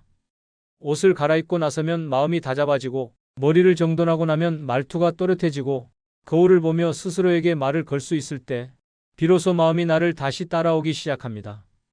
지금 기운이 없다면, 지금 의욕이 없다면 말로 다잡지 마세요. 거울 앞에서 나를 돌보는 행동 하나가 당신 마음의 회복을 시작해 줄 겁니다. 외모는 당신의 자존감이 앉는 자리입니다. 그 자리를 단정하게 정리하는 순간 마음은 다시 숨을 쉽니다. 그렇게 하루가 삶이 달라지기 시작합니다. 나이 들어 외모가 중요한 6번째 이유는 외모를 꾸미면 주변 사람들도 같이 기분이 좋아지기 때문입니다. 사람은 누구나 타인의 분위기에 영향을 받습니다. 특히 나이가 들수록 표정 하나, 말투 하나, 옷차림 하나가 주변 사람에게 분위기 전체를 좌우하는 공기 같은 역할을 하게 됩니다. 말없이 앉아 있어도 어떤 사람 옆에 있으면 마음이 편하고 어떤 사람 옆에선 괜히 긴장되고 위축되기도 하죠. 그 미묘한 차이를 만드는 건 다름 아닌 외모에서 풍기는 에너지입니다. 단정하게 머리 손질을 하고 어울리는 옷을 입고 얼굴에 미소를 띤 사람은 그 자체만으로 주변 사람들을 편안하게 만듭니다. 그 반면 무심하게 옷을 걸치고 무표정하게 앉아있는 사람은 말이 없어도 공간 전체를 무겁게 만들 수 있습니다. 외모는 단지 나를 위한 게 아닙니다. 함께 있는 사람을 위한 배려이기도 합니다. 가족들과 외출할 때도 마찬가지입니다. 어머니가, 아버지가 깔끔하고 밝은 인상으로 나서면 자식들도 어깨가 펴집니다. 함께 사진을 찍을 때도, 식당에 앉을 때도 우리 엄마 멋지지? 우리 아버지 당당하시지? 그런 마음이 피어나기 마련입니다.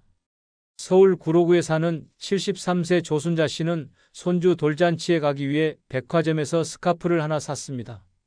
자신을 위해 옷을 산 건 10년 만이었습니다. 딸은 그냥 편한 옷 입으셔도 돼요 했지만 조 씨는 말했습니다. 오늘은 내가 주인공은 아니지만 내가 손주를 축하해주는 얼굴이잖니. 행사 당일 깔끔한 블라우스에 포인트 스카프를 맨 조 씨는 사진 속에서 누구보다 밝고 당당해 보였습니다. 그 모습을 본 사위는 말했습니다. 어머니, 오늘 진짜 화사하세요. 보는 사람 기분까지 좋아져요. 그날 이후 조 씨는 깨달았습니다. 내가 꾸미는 게 나만 좋으라고 하는 게 아니었구나. 내가 나를 잘 챙기면 주변 사람도 기분 좋아진다는 걸 처음 느꼈어요. 이처럼 외모는 사람 사이의 정서적 온도를 조절하는 감정의 장치입니다. 특히 가족이나 가까운 이들과 시간을 보내는 노년기에 내가 웃고 밝아 보일수록 그 옆 사람들의 정서도 함께 따뜻해집니다. 반대로 내가 지쳐 보이면 말없이도 걱정을 퍼뜨리게 됩니다. 내가 먼저 빛나는 사람이 되면 내 곁에 있는 사람도 더 편안해집니다. 외모는 단순한 꾸밈이 아니라 내가 사랑하는 사람에게 전할 수 있는 가장 조용한 선물입니다. 그러니 이렇게 생각해 보세요. 오늘 내가 고른 이 옷이, 내 미소가, 내 표정이 누군가의 기분 좋은 하루를 만들어줄 수 있다고. 그렇게 꾸며진 외모는 단순한 이미지가 아니라 사랑과 존중을 나누는 또 하나의 방법이 됩니다. 오늘 당신이 입은 옷이 누군가에게는 기억에 남을 따뜻한 장면이 될 수 있습니다. 지금 거울을 보며 한번 웃어보세요. 당신의 그 웃음이 누군가에게도 전해질 테니까요. 구독자 여러분, 나이가 들수록 외모는 단순한 이미지가 아니라 존중받는 입장권이 됩니다. 보이는 태도가 당신을 말해주고 그 태도는 말보다 빠르게 사람을 설득합니다. 세상이 나를 존중하길 원한다면 내가 먼저 나를 가꿔야 합니다. 끝으로 주변의 소중한 분들에게 많은 영상 공유 부탁드립니다. 감사합니다. 나는 그 사람을 믿었습니다. 세상에 이런 착한 사람도 있구나, 그렇게 생각했어요. 그런데 제 통장에서 사라진 돈이 1,200만 원입니다. 77세 유선옥 씨는 3개월간 자신을 챙겨주던 남자에게 속았습니다. 처음엔 반찬을 나눠주고 병원에 같이 가주고 말동무가 되어준 그 사람이 어느 날 말했습니다. 어머니, 딱 한 번만 도와주세요. 그 순간 그녀는 외면하지 못했습니다. 결과는 배신이었습니다. 이 이야기는 남의 얘기가 아닙니다. 지금 당신 옆에 있는 바로 그 사람이 이런 모습일 수 있습니다. 노인을 노리는 사기꾼들이 점점 교묘해지고 피해자들은 점점 많아지고 있습니다. 2024년 한 해 동안만 전국에서 발생한 노인 대상 사기 피해 금액은 3천억 원을 넘었습니다. 하지만 대부분의 피해자들은 끝까지 말하지 못합니다. 창피해서, 억울해서, 스스로를 탓해서 침묵합니다. 그 침묵 뒤엔 또 다른 피해가 이어지고 있습니다. 지금 이 순간에도 누군가는 가족 같은 사람에게 인생을 송두리째 빼앗기고 있습니다. 이 영상 반드시 끝까지 보셔야 합니다. 당신의 노후를 지키는 데 결정적인 분기점이 될 것입니다. 아직 구독과 좋아요 누르지 않으셨다면 지금 꼭 눌러주시기 바랍니다. 노년에 조심해야 할 첫 번째 사람은 외로움을 파고들며 감정을 흔드는 사람입니다. 사람은 나이 들수록 외로움에 약해집니다. 자식은 바쁘고 친구는 하나둘 떠나고 텅 빈 집안에서 혼자 TV를 보며 하루를 보내는 일이 점점 익숙해질 때 누군가 다정하게 말을 걸어오면 그게 얼마나 따뜻하게 느껴지는지 그 마음 저도 너무나 잘 압니다. 서울 노원구에 사는 박정임 씨는 남편과 사별한 지 8년째였습니다. 자식은 외국에 살고 있고 평소엔 혼잣말을 하며 하루를 버티는 날이 더 많았습니다. 그런 그녀에게 어느 날 작은 우연처럼 한 남자가 다가왔습니다. 공원 벤치에서 마주친 이 남자는 유쾌하고 매너 있었으며 박 씨의 말에 진심으로 귀를 기울여주는 듯 보였습니다. 대화는 며칠 뒤 전화로 이어졌고 한 달도 안 돼 거의 매일 서로 안부를 묻고 함께 식사를 하고 때로는 팔짱을 끼고 걷는 사이가 됐습니다. 박 씨는 오랜만에 삶이 따뜻해졌다고 느꼈고 남자는 늘 이렇게 말했습니다. 나는 당신을 지켜주고 싶어요. 당신만 믿으세요. 하지만 그 믿음은 함정이었습니다. 어느 날 남자가 조심스레 돈 얘기를 꺼냈습니다. 지인한테 사기를 당해서 급하게 300만 원만 있으면 해결돼요. 다음 주면 무조건 갚을게요. 나를 믿는다면 도와줄 수 있죠? 박 씨는 그제야 망설였습니다. 하지만 그 남자의 간절한 눈빛과 자신에게 베풀어준 친절을 떠올리며 결국 은행으로 향했습니다. 그리고 돈을 건넸습니다. 그게 마지막이었습니다. 남자는 다음 날부터 연락이 끊겼고 며칠 뒤 전화번호는 아예 없는 번호로 바뀌어 있었습니다. 노년에 경계해야 할 사람은 갑작스레 다가와 외로움을 채워주는 사람입니다. 특히 혼자 사는 노인에게 외롭지 않게 해주겠다는 말은 가장 달콤한 유혹이자 동시에 가장 위험한 독입니다. 이들은 절대 처음부터 돈을 요구하지 않습니다. 오히려 시간을 들여 신뢰를 쌓고 정서적 유대를 만들며 자신이 믿을 수 있는 사람이라는 이미지를 심습니다. 그리고 어느 날 피해자의 심리적 빚을 교묘히 이용해 금전 요구를 합니다. 내가 그동안 해준 걸 생각하면 이 정도는 도와줄 수 있잖아요? 이 한마디에 박 씨는 거절하면 내가 너무 냉정한 사람이 되는 것 같아 결국 지갑을 열었다고 했습니다. 외로운 마음을 이해합니다. 따뜻한 말 한마디에 눈물이 나고 누군가 내 안부를 묻는 그 순간에 살아있다는 느낌을 받는다는 말도요. 하지만 그 따뜻함이 진짜인지 아니면 철저히 계산된 접근인지 반드시 의심하셔야 합니다. 노년의 삶에서 진짜 위협은 거친 외부가 아니라 친절한 얼굴로 다가오는 사람일 수 있습니다. 그 누구보다도 당신을 지키고 지갑을 지키고 마음을 지켜야 하는 사람은 바로 당신 자신입니다. 두 번째로 반드시 경계해야 할 사람은 도움을 가장한 제안을 먼저 꺼내는 사람입니다. 겉으로는 당신을 돕겠다고 하지만 속셈은 당신의 통장에 있습니다. 부산 해운대에 사는 이정규 씨는 74세입니다. 아내와 사별한 뒤로 사람들과의 연락도 점점 줄었고 혼자 지내는 시간이 길어졌습니다. 그러던 어느 날 우연히 마트 앞에서 짐을 옮기다가 허리를 삐끗해 잠깐 주저앉은 순간 한 여자가 다가왔습니다. 어르신 괜찮으세요? 병원 같이 가드릴까요? 다정한 말투에 의지하고 싶어졌고 두 사람은 병원까지 함께 택시를 타고 갔습니다. 그렇게 연락이 시작됐고 그녀는 종종 반찬을 해다주고 병원도 동행하며 가족처럼 지냈습니다. 문제는 2달쯤 지난 어느 날부터 시작됐습니다. 어르신, 이 집 너무 오래된 거 아니에요? 요즘 보일러 폭발 사고도 많고 제가 아는 분이 리모델링을 싸게 해주는데 지금 안 하면 나중에 돈 더 듭니다.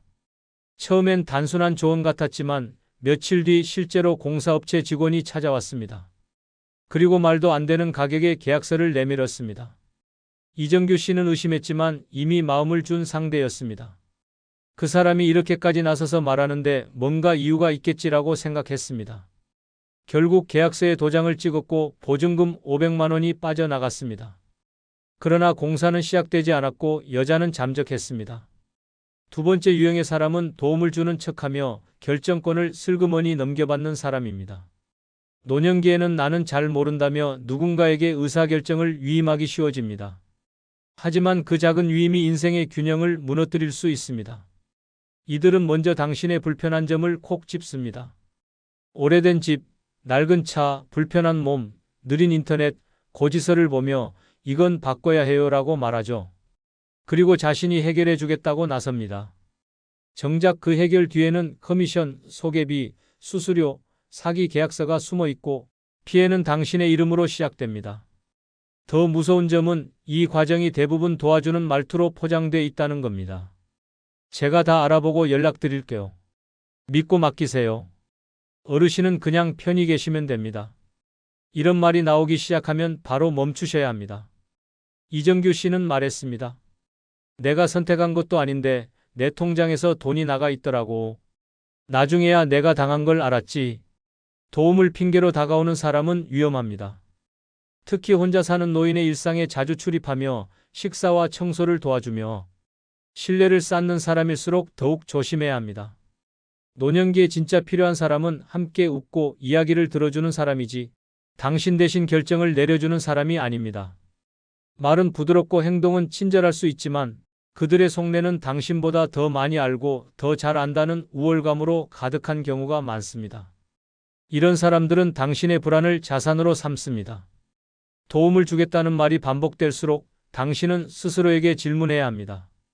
이건 진짜 나를 위한 건가? 아니면 그 사람을 위한 명분인가? 그 질문이 당신의 지갑과 자존심을 지키는 방패가 될 것입니다. 노년에 조심해야 할 세 번째 사람은 사소한 호의를 반복하며 정을 쌓는 사람입니다. 그들은 도움을 요청하지도 않고 큰 부탁을 하지도 않습니다. 단지 늘 곁에 머물며 말없이 작은 일들을 대신해주고 당신의 일상 속 빈틈을 자연스럽게 채워줍니다. 하지만 바로 그 틈이 가장 위험한 침투 지점이 될 수 있습니다. 대구 수성구에 사는 이연숙 씨는 올해 78세입니다. 남편과 사별한 뒤 12년째 혼자 살고 있고 자식들은 타지에서 바쁘게 살아갑니다. 요양원은 아직 이르다는 생각에 스스로 밥을 챙기고 빨래를 돌리고 아파트 단지를 하루 한 바퀴씩 걷는 게 일상이었습니다. 늘 같은 시간, 같은 벤치, 같은 나무 앞에서 햇볕을 쬐는 그 자리에 어느 날부터 한 젊은 남자가 보이기 시작했습니다. 처음에는 그저 스쳐가는 인사였습니다. 안녕하세요, 어르신. 오늘도 운동 열심히 하시네요. 그 한마디에 이 씨는 어색한 미소만 지었지만 그 후로 마주칠 때마다 남자는 인사를 놓치지 않았습니다. 어느 날은 장을 보고 돌아오는 길에 그녀가 숨을 헐떡이는 걸 보더니 자연스럽게 장바구니를 들어주었습니다. 무거운 거 들지 마세요. 제가 집 앞까지만 모셔다 드릴게요. 그 말 한마디에 이 씨는 마음이 놓였습니다. 며칠 뒤 우연히 엘리베이터 앞에서 다시 마주친 그는 쓰레기 봉투를 대신 내려주겠다고 했고 그 후로 가끔 그녀의 집에 들르는 사이가 됐습니다. 날이 흐린 날엔 우산을 씌워주었고 정기검진 결과표를 스마트폰으로 확인해 주기도 했습니다. 그러던 어느 날 집안 전등이 나간 상황에서 우연히 놀러왔던 그는 제가 교체해 드릴게요. 이런 건 남자가 해줘야죠라며 드라이버를 들고 천장을 향했습니다. 이 씨는 처음으로 누군가에게 의지한다는 따뜻함을 느꼈습니다. 젊은 사람이 아무런 대가 없이 자신을 돕는다는 사실이 고마웠고 속으로 이런 아들이 있었으면 얼마나 좋을까라는 생각도 했습니다. 그날 이후 그는 더 자주 집에 들렀고 마치 가족처럼 행동했습니다. 하지만 그 믿음은 3달이 지나 깨졌습니다. 어느 날 외출 후 돌아온 이 씨는 서랍 속에 넣어둔 비상금 120만 원이 사라진 것을 발견했습니다. 처음엔 당황했습니다. 치매 초기인가 싶어 집안을 샅샅이 뒤졌고 자책도 했습니다. 하지만 결국 떠오른 것은 단 하나의 얼굴이었습니다. 집을 드나들던 그 남자. 경찰에 신고했고 확인 결과 그는 이미 노인 대상 절도 전과가 있었습니다. 경찰은 말했습니다. 이 사람 노인 심리를 정확히 알고 접근합니다. 처음엔 절대 돈 얘기 안 해요. 대신 신뢰를 쌓고 생활 깊숙이 들어오죠. 이 씨는 한참을 울었습니다. 내가 그 사람 반찬도 해줬어요. 전등 고쳐줬을 때 진심으로 고마웠는데 사람을 의심할 줄 몰랐던 내가 바보였어요. 정은 반복된 친절 속에서 만들어지지만 경계심은 잊으면 안 되는 무기입니다. 사람 좋은 얼굴, 부드러운 말투, 작은 호의 뒤에 숨어있는 의도를 파악하는 힘. 그것이 바로 노년을 지키는 방패입니다. 노년에 조심해야 할 4번째 사람은 불쌍한 사연으로 연민을 자극하는 사람입니다. 그들은 처음부터 요구하지 않습니다. 다만 자신이 얼마나 힘든 처지에 놓여 있는지를 반복해서 이야기합니다. 불쌍한 표정, 한숨 섞인 말투, 헝클어진 옷차림. 그 모든 게 마치 도와달라고 외치는 듯 보입니다. 문제는 그 연민이 진심이 아니라 계산일 수 있다는 점입니다. 인천 부평구에 사는 유병선 씨는 80세입니다. 2년 전 남편을 떠나보낸 뒤로 삶의 생기가 줄어들었습니다. 가까운 시장만 다녀와도 숨이 차고 식사는 라면과 밥 말아 먹는 날이 많아졌습니다. 그런 어느 날 아파트 앞 벤치에 앉아 쉬고 있을 때 낯선 여자가 말을 걸어왔습니다. 어머, 여기 살아요? 저도 이 근처인데 어르신처럼 점잖은 분은 처음 봐요. 처음엔 스쳐가는 인연인 줄 알았습니다. 하지만 그 여자는 거의 매일 같은 시간에 나타났습니다. 대화는 조금씩 깊어졌고 어느 날부터 그녀는 자신의 사정을 털어놓기 시작했습니다. 사실 남편한테 폭력당하고 도망 나왔어요. 돈도 없고 애 하나 키우느라 너무 힘들어요. 유 씨는 마음이 흔들렸습니다. 본인도 한때 가난했던 시절이 있었고 어린 자식을 키우던 때를 떠올리면 지금도 가슴이 먹먹했기 때문입니다. 며칠 뒤 그 여자는 눈물을 글썽이며 말했습니다. 지금 당장 애 밥값이 없어요. 아침도 못 먹이고 보냈어요. 제가 다시 갚을게요. 한 10만 원만 도와주시면 안 될까요? 유 씨는 망설이다가 봉투에 돈을 넣어 건넸습니다. 그리고 그날 밤 스스로를 칭찬했습니다. 그래, 어려운 사람 돕는 건 좋은 일이야. 내 노후가 조금 줄어들더라도 아이 밥 한 끼 생긴 거면 됐지. 하지만 그날을 시작으로 그 여자의 사연은 끝없이 이어졌습니다. 아이 병원비, 전기요금, 체납, 월세 보증금 문제, 매번 새롭고 안타까운 이유들이 등장했고 그때마다 유 씨는 또 지갑을 열었습니다. 어느새 한 달 사이에 나간 돈이 90만 원이 넘었습니다. 결정적인 사건은 유 씨가 딸에게 카카오뱅크 이체 내역을 캡처해 보내달라는 부탁을 받으면서 벌어졌습니다. 딸이 전화를 걸어 말했습니다. 엄마, 이 사람 누구야? 왜 이렇게 반복적으로 이체가 돼 있어? 이거 사기야. 당장 경찰에 가자. 그제야 유 씨는 무너졌습니다. 경찰 조사 결과 그 여자는 인근 아파트 단지를 돌며 70세 이상 독거 노인을 대상으로 같은 방식으로 접근해 12명에게서 총 1천만 원 가까운 돈을 받아낸 인물이었습니다. 유 씨는 말했습니다. 내가 바보였어요. 그 사람이 울 때 나도 울었는데 그 눈물이 다 거짓이었대요. 우리가 조심해야 할 사람은 바로 당신의 동정심을 겨냥해 다가오는 사람입니다. 특히 자신의 불행을 자랑하듯 이야기하고 피해자처럼 보이려는 사람은 반드시 거리를 두어야 합니다. 진짜 힘든 사람은 반복적으로 돈을 요구하지 않습니다. 진짜 절박한 사람은 낯선 이에게 의지하지도 않습니다. 노년기의 마음은 더욱 연약해지고 누군가의 슬픈 이야기는 마치 내 이야기처럼 느껴지곤 합니다. 하지만 그 감정의 문을 열기 전에 반드시 이 질문을 던져야 합니다. 이 사람은 왜 나에게만 이런 얘기를 할까? 왜 도와달라는 말이 이렇게 자주 반복될까? 내가 감정에 흔들리지 않고 판단할 수 있는가? 불쌍해 보인다는 이유만으로 지갑을 여는 순간 상대는 그 감정의 틈을 확실히 기억합니다. 그리고 다음에는 더 큰 사연과 더 큰 부탁이 당신 앞에 놓일 것입니다. 노년에 조심해야 할 5번째 사람은 지속적으로 당신을 칭찬하고 띄워주는 사람입니다. 그들은 늘 이렇게 말합니다. 어르신은 정말 지혜로우세요. 이런 노인은 처음 봤어요. 말씀이 얼마나 깊으신지 감동이에요. 그 말 한마디에 어깨가 펴지고 괜히 하루가 가볍습니다.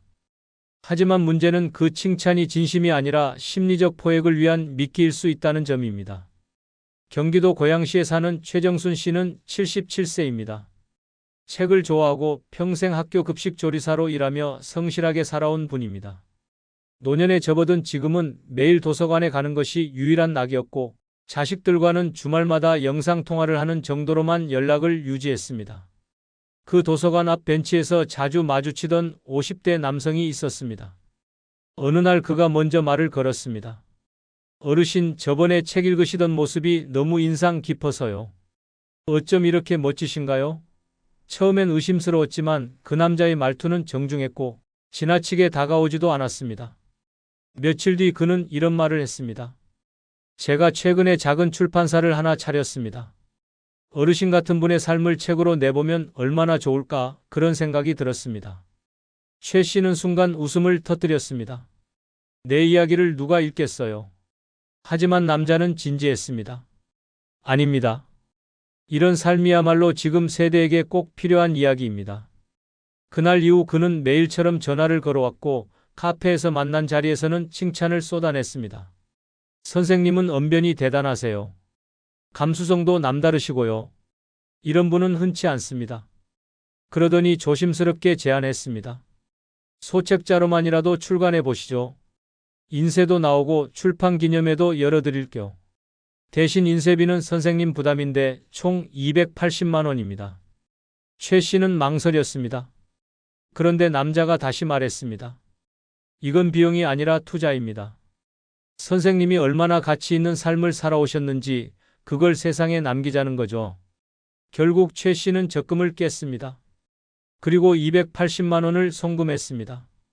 결과는 참담했습니다. 책은 나오지 않았고 출판사도 문을 닫았습니다. 전화번호도 바뀌어 있었습니다. 경찰에 신고해봤지만 이미 피해자가 여럿 있었고 돈을 돌려받을 방법은 없다고 했습니다. 최정순 씨는 말했습니다. 나는 칭찬을 진심이라고 믿었어요. 평생 그런 말 들어본 적이 없거든요. 누가 내 삶을 가치 있다고 말해준 게 처음이었어요. 당신이 조심해야 할 사람은 바로 이런 칭찬으로 마음의 문을 여는 사람입니다. 그들은 말재주가 뛰어납니다. 당신의 자존심을 긁어주고 세상에 인정받지 못했던 외로움을 정확히 파고듭니다. 마치 오랜 친구 같고 당신을 진심으로 존경하는 사람처럼 다가오지만 사실은 감정을 낚시질하는 기술자일 뿐입니다. 노년에는 인정받고 싶은 마음이 커집니다. 누구도 당신을 칭찬해주지 않을 때 누군가가 당신은 특별하다고 말하면 그 말이 가슴 깊이 파고듭니다. 하지만 그 말 뒤에 제한이 따라온다면 반드시 한 걸음 물러서야 합니다. 칭찬 뒤에 돈 얘기가 나온다면 그것은 칭찬이 아니라 장사입니다. 누가 당신을 띄워주더라도 그 말이 지갑을 향하고 있는지 반드시 살펴보셔야 합니다. 당신의 가치는 돈으로 증명되지 않습니다. 노년에 조심해야 할 6번째 사람은 가족 같은 존재를 자처하며 사적으로 얽히는 사람입니다. 그들은 자신을 아들처럼, 딸처럼, 동생처럼 여겨달라고 말합니다. 처음엔 아무 조건 없이 도와주고 당신을 위로하고 시간도 함께 보냅니다. 하지만 그 친밀함 뒤에 따라오는 건 돈, 부탁, 계약서입니다. 경북 안동시에 사는 김영분 씨는 79세입니다. 남편 없이 홀로 살아온 지 오래고 자식도 없이 지냈습니다. 외로움을 달래려 종종 동네 복지관 프로그램에 참여했고 그곳에서 만난 한 30대 여성이 어느 날 다가와 말했습니다. 어머님, 저 엄마 생각나게 하세요. 저도 어릴 적에 엄마를 일찍 여의고 자랐거든요. 그 말 한마디가 김 씨의 마음을 열었습니다. 그녀는 자주 연락을 해왔고 집까지 찾아와 밥을 같이 먹고 설거지를 도왔습니다. 김 씨는 정이 들었습니다. 처음에는 도와주는 고마운 아가씨였는데 어느 순간 정말 내 딸 같았다고 말합니다. 혼자 밥을 먹던 집에 웃음소리가 생기고 외출도 함께하며 삶의 활기가 돌기 시작했습니다. 그러던 어느 날 그 여성이 이렇게 말했습니다. 어머님, 사실 지금 다니는 직장이 좀 불안정해서요. 그런데 제가 창업 아이템이 하나 있어요. 300만 원만 투자해 주시면 2배로 돌려드릴게요. 나중엔 어머님 모시고 살게요. 김 씨는 망설였습니다. 하지만 모시고 살겠다는 말 한마디에 결국 통장을 열었습니다. 그렇게 돈이 전달됐고 그날 이후 연락은 점점 뜸해졌습니다. 조금 바빠요. 다음 주에 봬요라는 말만 반복됐고 한 달이 지나자 전화는 꺼진 상태가 됐습니다. 김 씨는 충격을 받았습니다. 배신감과 허탈감, 분노보다 더 큰 감정은 부끄러움이었다고 했습니다. 내가 혼자 살아서 외롭다는 걸 그 사람이 알고 이용한 거잖아요. 내가 너무 어리석었어요. 이렇듯 마지막으로 조심해야 할 사람은 가족 역할을 자처하는 사람입니다. 그들은 말합니다. 어머님, 저 진짜 어머님 같아서 그래요. 또 말합니다. 아버님, 우리 집에도 이런 분 계시면 얼마나 좋을까 싶어요. 그리고 어느 순간부터 돈이 필요하다, 보증이 필요하다, 당신의 이름이 필요하다는 말이 따라옵니다. 진짜 가족은 그렇게 말하지 않습니다. 가족은 돈을 전제로 사랑을 조건 삼지 않습니다. 하지만 이들은 정서적 유대를 쌓은 뒤 그 유대를 거래로 바꿉니다.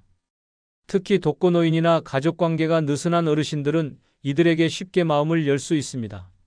식사 한 끼, 정리해주는 방, 명절에 전해주는 작은 선물 하나에 눈물이 날 만큼 감동하는 나이.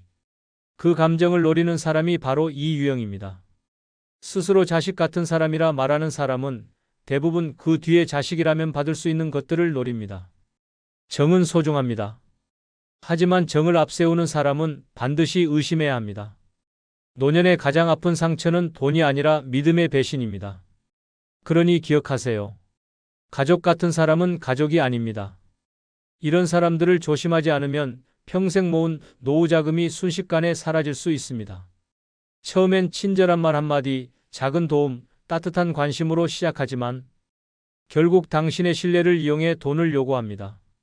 문제는 그들이 절대 강요하지 않는다는 겁니다. 대신 스스로 마음을 열게 만들고 스스로 돈을 건네게 만듭니다.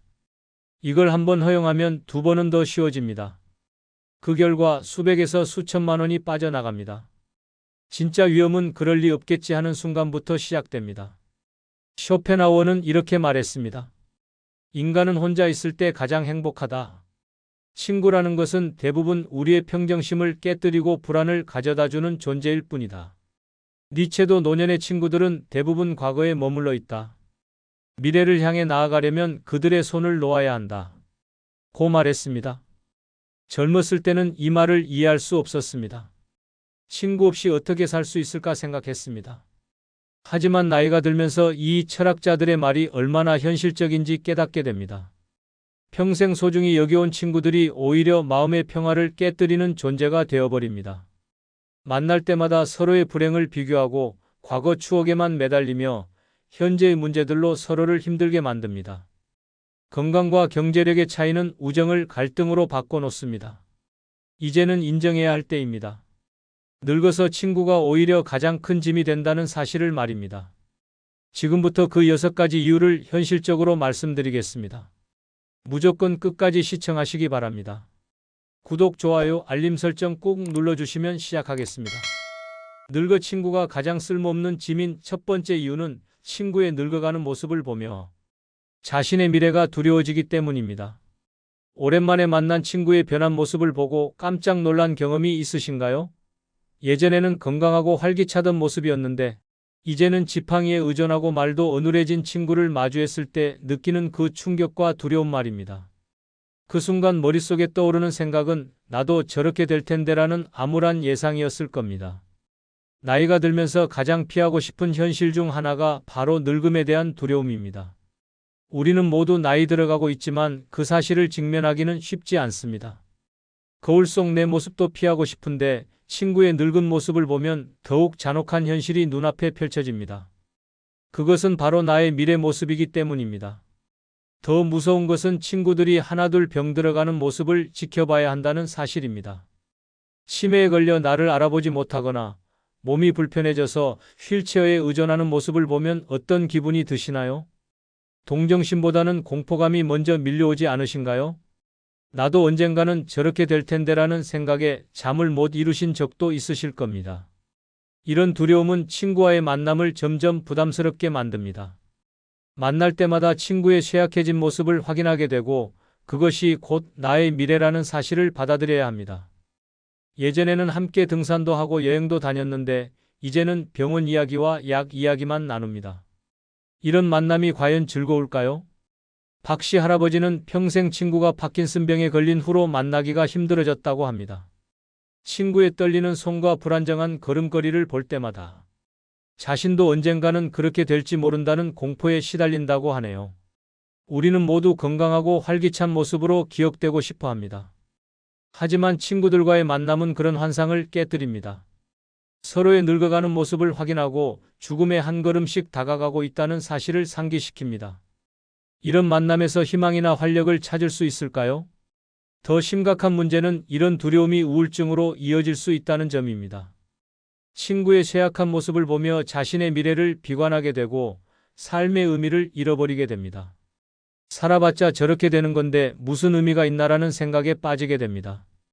이런 감정은 정신건강에 매우 해롭습니다. 젊었을 때는 친구들과 미래에 대한 꿈과 희망을 나눴습니다. 하지만 이제는 병원 이야기와 죽음에 대한 불안만 공유하게 됩니다. 만날 때마다 서로의 건강 상태를 체크하고 누가 더 아픈지 비교하며 언제까지 살 수 있을지 걱정합니다. 이런 대화가 과연 도움이 될까요? 우리에게는 희망과 활력이 필요합니다. 나이가 들어도 꿈꾸고 도전할 수 있다는 믿음이 필요합니다. 하지만 늙어가는 친구들과의 만남은 그런 긍정적인 에너지를 빼앗아갑니다.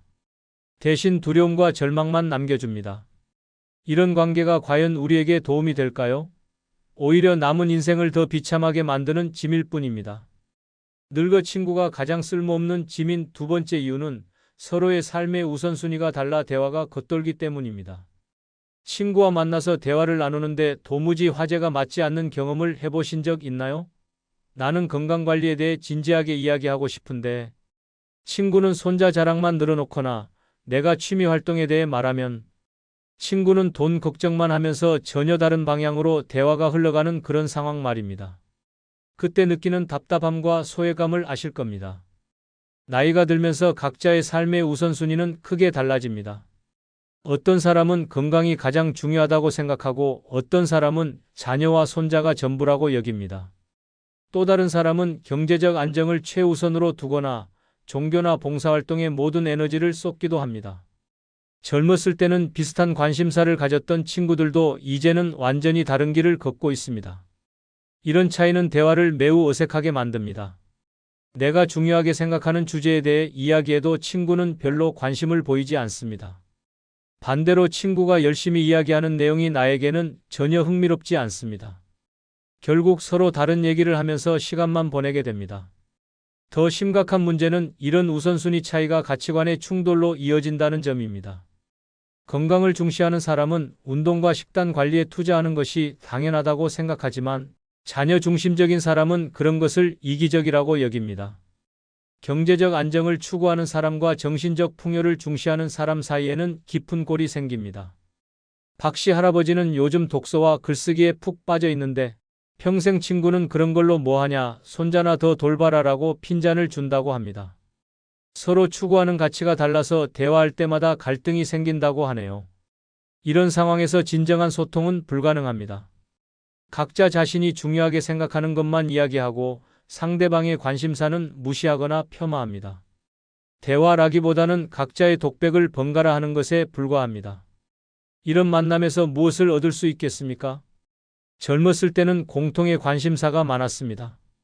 일, 연애, 결혼, 육아 등 비슷한 인생 단계를 겪으면서 서로 공감할 수 있는 주제들이 풍부했습니다. 하지만 나이가 들면서 각자의 경험과 환경이 달라지고 그에 따라 관심사도 완전히 갈라집니다. 같은 나이대라고 해서 같은 고민을 하는 것은 아닙니다. 더 안타까운 것은 이런 차이를 인정하지 않고 자신의 기준으로 상대방을 판단한다는 사실입니다. 내가 너무 소극적이야 또는 넌 너무 욕심이 많아라는 식으로 서로를 비판합니다. 다름을 틀림으로 여기고 자신의 선택만이 옳다고 주장합니다. 이런 관계에서 어떻게 편안함을 느낄 수 있겠습니까? 우리에게는 자신만의 우선순위대로 살 권리가 있습니다.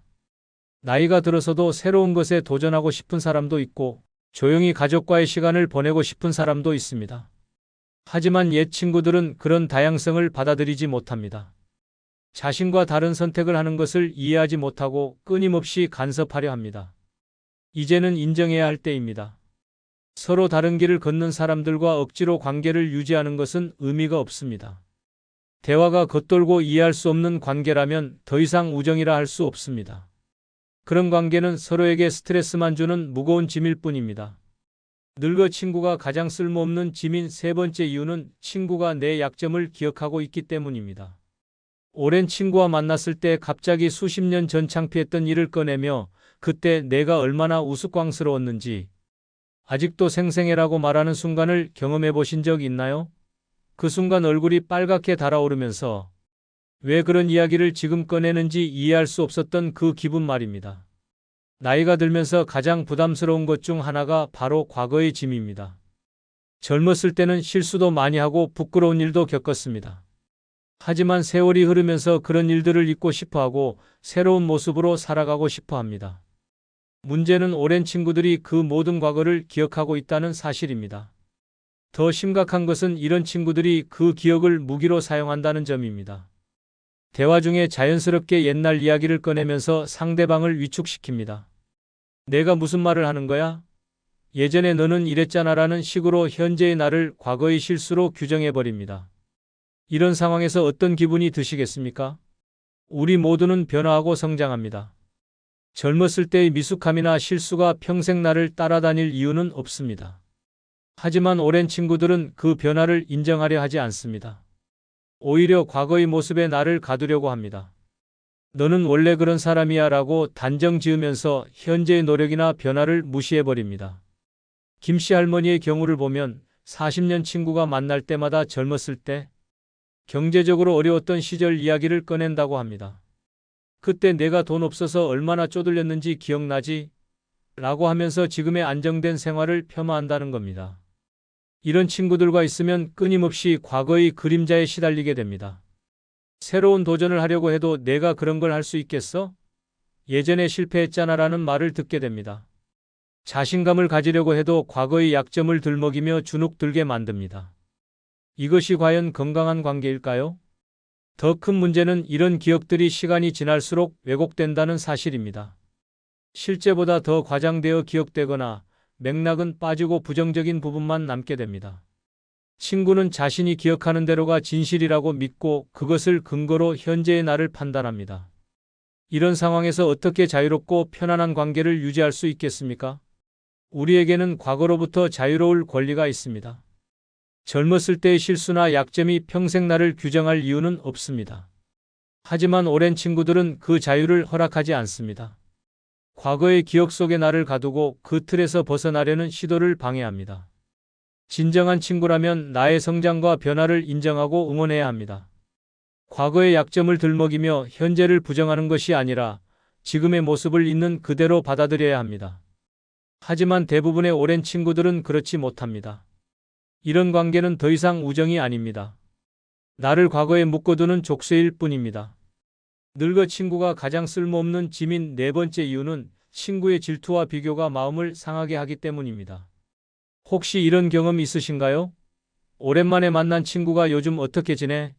라고 묻는데 왠지 진심으로 안부를 묻는 것 같지 않다는 느낌을 받으신 적 말입니다. 그 뒤에 이어지는 대화가 우리 아들이 이번에 승진했어. 또는 새 차 샀는데 정말 좋더라라는 식으로 흘러가면서 기분이 묘해지시죠? 저희 동네에 살고 있는 김씨 할머니 이야기를 들어보세요. 40년 넘게 친하게 지내온 친구가 있었습니다. 젊었을 때는 서로 힘든 일도 나누고 기쁜 일도 함께 했는데 요즘은 만날 때마다 스트레스를 받는다고 하십니다. 왜 그럴까요? 친구가 만날 때마다 우리 손자가 서울대 들어갔어 라고 자랑하면서 너희 손자는 어디 대학 가니? 라고 묻는다는 겁니다. 더 심한 경우도 있습니다.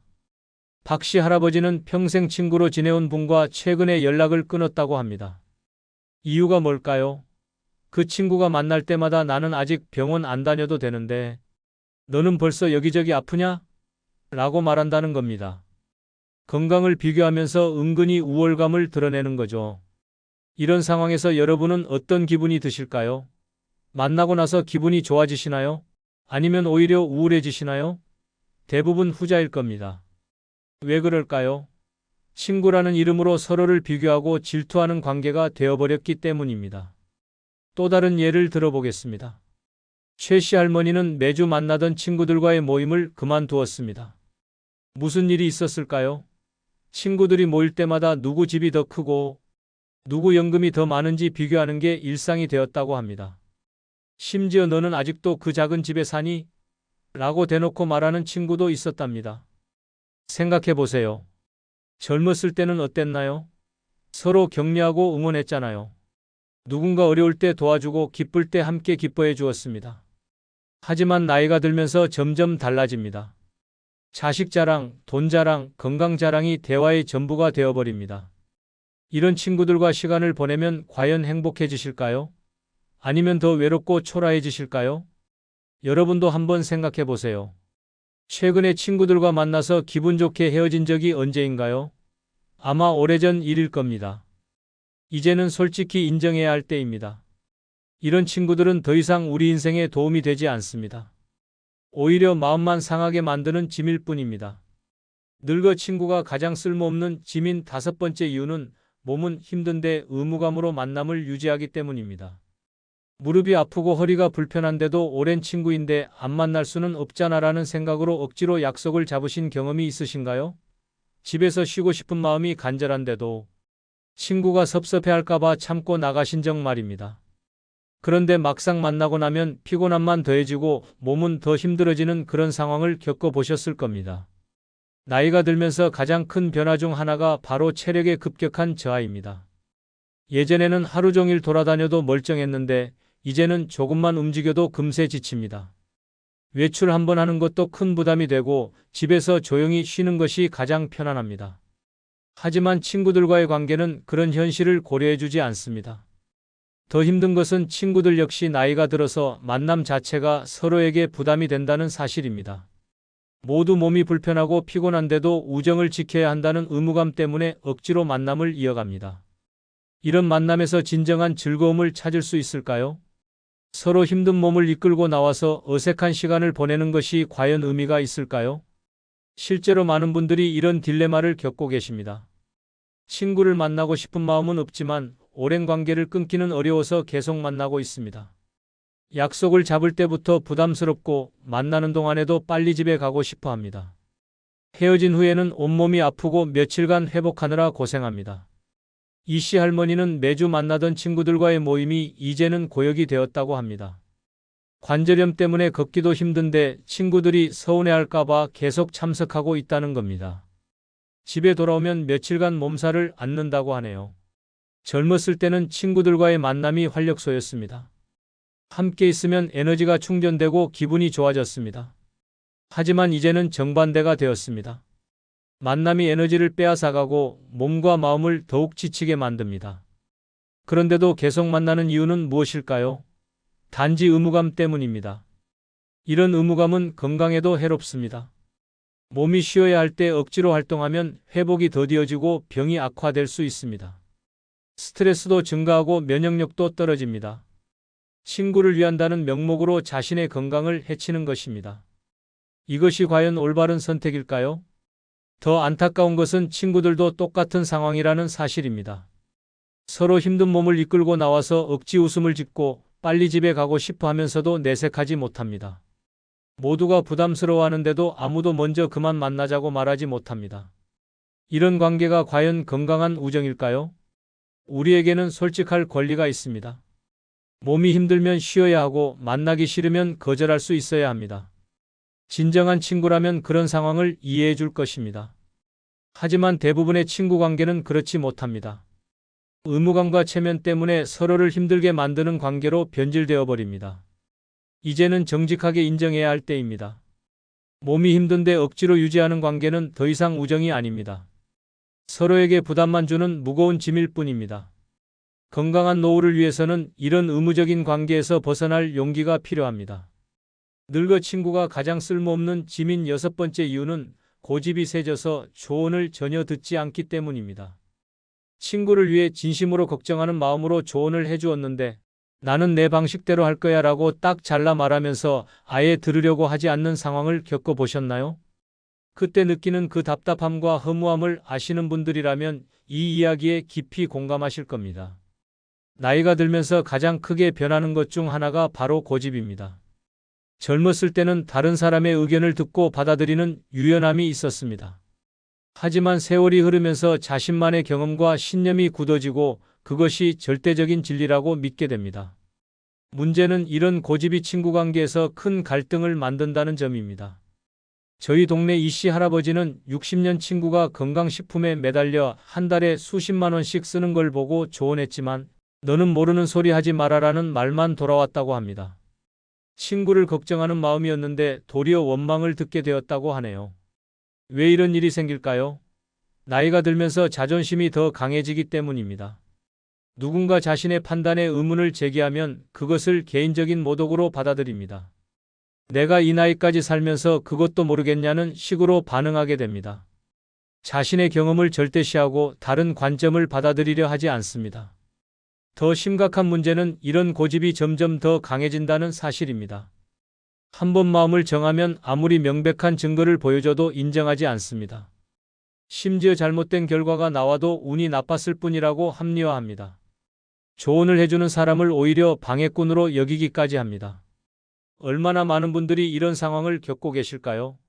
친구를 위해 진심으로 조언해 주었는데 도리어 나이 들어서 간섭하지 말아라는 말을 들어보신 분들이 대부분일 겁니다. 그때 느끼는 그 허탈함과 서운함, 정말 이루 말할 수 없죠. 젊었을 때는 서로 조언하고 받아들이는 관계였습니다. 누군가 실수하면 이렇게 하는 게 어때? 라고 말해주고 그것을 고마워했습니다. 하지만 이제는 완전히 달라졌습니다. 조언은 간섭이 되고 걱정은 참견이 됩니다. 자신의 방식만이 옳다고 믿고 다른 의견은 전혀 받아들이지 않습니다. 이런 친구들과 관계를 유지하는 게 과연 의미가 있을까요? 무엇을 말해도 듣지 않고 걱정해줘도 고마워하지 않습니다. 오히려 조언하는 사람을 불편해하고 멀리합니다. 이런 관계는 더 이상 우정이 아닙니다. 그냥 서로에게 스트레스만 주는 짐일 뿐입니다. 진정한 소통이 불가능한 관계에서 무엇을 기대할 수 있겠습니까? 지금까지 늙어서 친구가 가장 쓸모없는 짐이 되는 6가지 이유를 말씀드렸습니다. 많은 분들이 아직도 착각하고 계십니다. 친구 없이 어떻게 살아? 라고 걱정하시지만 정작 그 친구들 때문에 얼마나 고통받고 계신지는 모르고 계십니다. 오늘 이 영상을 끝까지 보신 분들은 이제 아실 겁니다. 진짜 문제가 무엇인지 말입니다. 친구가 없어서 외로운 게 아니라 잘못된 친구 때문에 더 외로워지는 겁니다. 스트레스 받는 관계를 억지로 유지하느라 정작 자신을 돌볼 시간도 에너지도 잃어버리는 겁니다. 이제는 선택하십시오. 계속 그 무거운 짐을 지고 살 것인가, 아니면 용기를 내서 진정한 자유를 찾을 것인가. 혼자라고 외로운 것이 아닙니다. 잘못된 사람들과 함께 있을 때가 진짜 외로운 겁니다. 오늘부터 시작하세요. 불필요한 관계는 과감히 정리하고 자신만의 행복을 찾아가세요. 그것이 진정한 지혜로운 노후입니다.